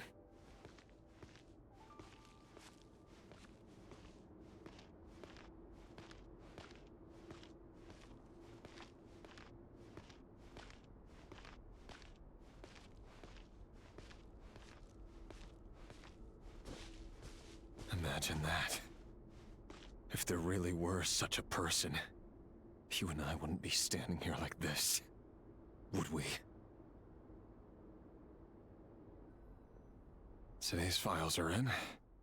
Time to wade through them just like usual.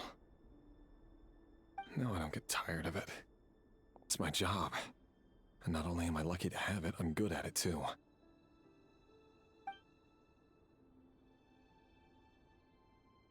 Huh. Wait. That's... 𝓕𝓸𝓸𝓸𝓷𝓵𝓲𝓰𝓱𝓽?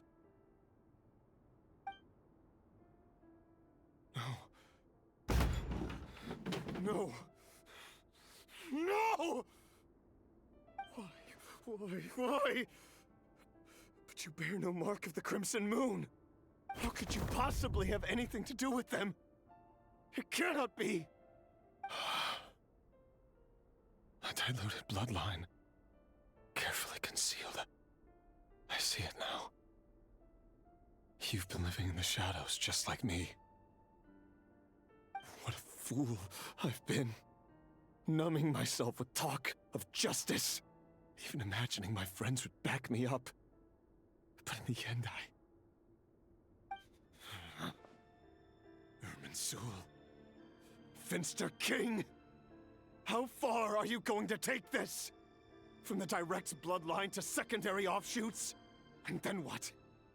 Today it's the descendants of the Crimson Moon. Who will it be tomorrow? Will you not rest until everyone down here is dead? No.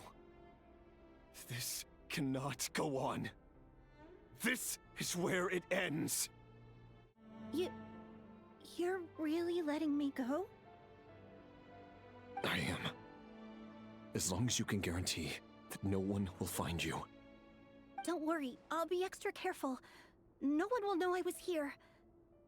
But what about you? Me? If you let me go, you won't be able to complete your mission, will you? Good point. In that case, maybe you should stay. No, please! I just want to see the outside world again. Go on living? Yes. I know you're a man of your word. So please, just let me go. If I let you leave, what will become of me? Just kidding. Go, now. But remember, don't let anyone know you were caught. We'll be seeing each other again very soon if you do.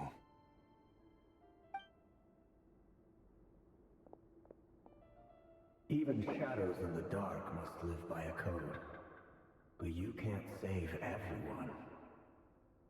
You've been whispering in my ear for days now, 𝘕𝓸𝓸𝓸𝓷𝓵𝓲𝓰𝓱𝓽. What are you trying to do? Break me down?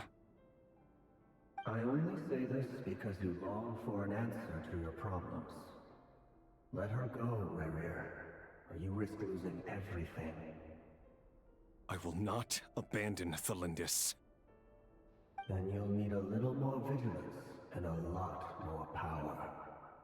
The world is changing, 𝓕𝓸𝓸𝓸𝓸. Keep your eyes peeled for your moment of opportunity. That voice used to be so unclear, but now I know exactly whose it is. It's 𝓕𝓸𝓸𝓸𝓸.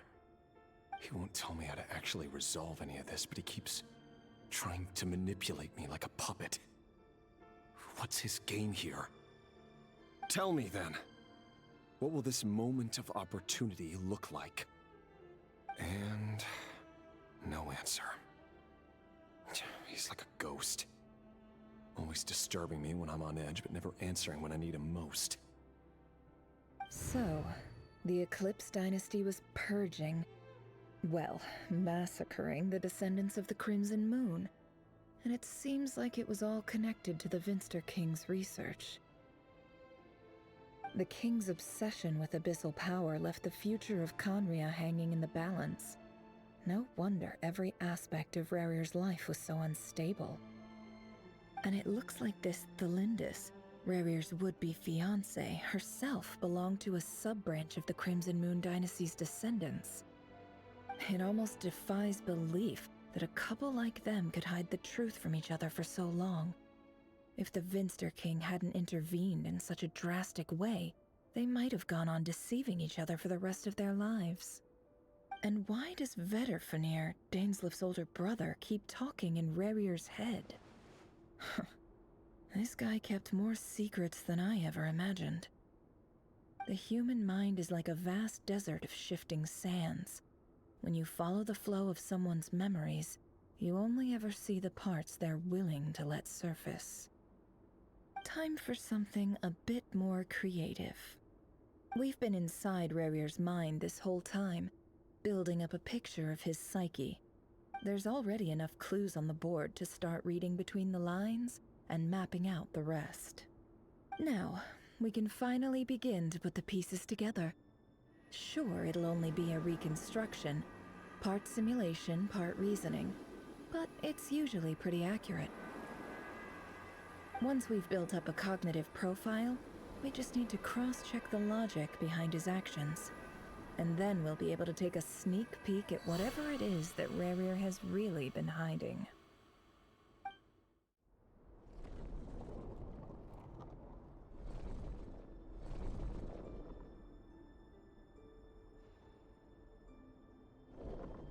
𝓕𝓸𝓭𝓮, are you there? Hey, 𝓕𝓸𝓭𝓮! Come out, it's urgent! Dane? What's wrong? Quick, come with me. I'll explain everything once we've met up with the others. Okay, I'll come.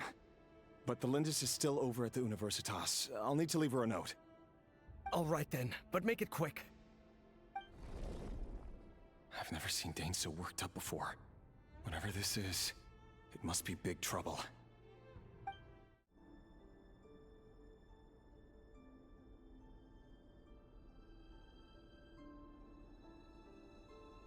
Well, this is a nice change, meeting you all at this hour.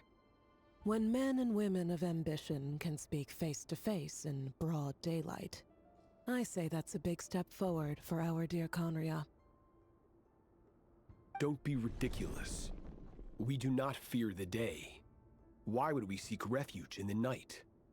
You might ask your blade that same question.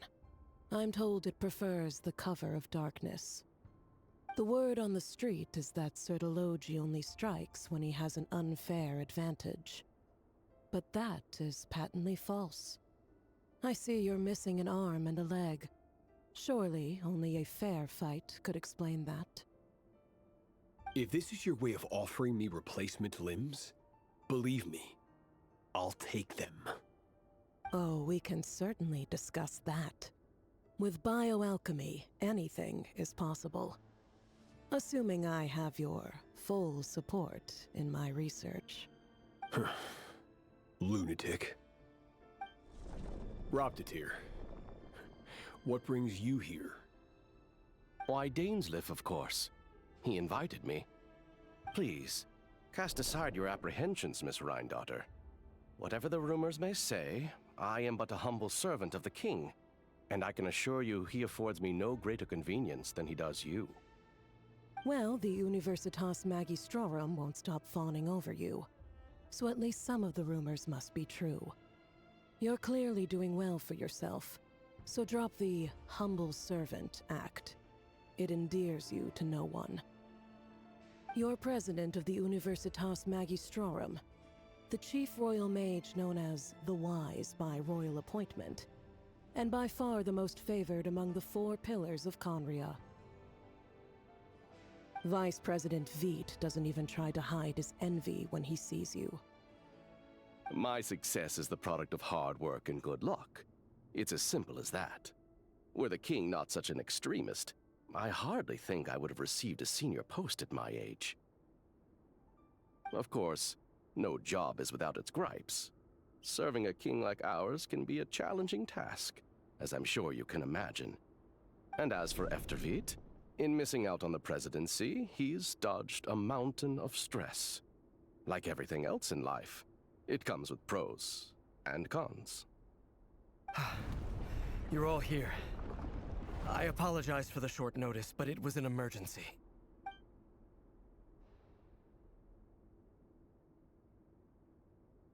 You must be 𝓕𝓪𝓭𝓮𝓭. Mr. 𝘧𝘪𝓯𝓬.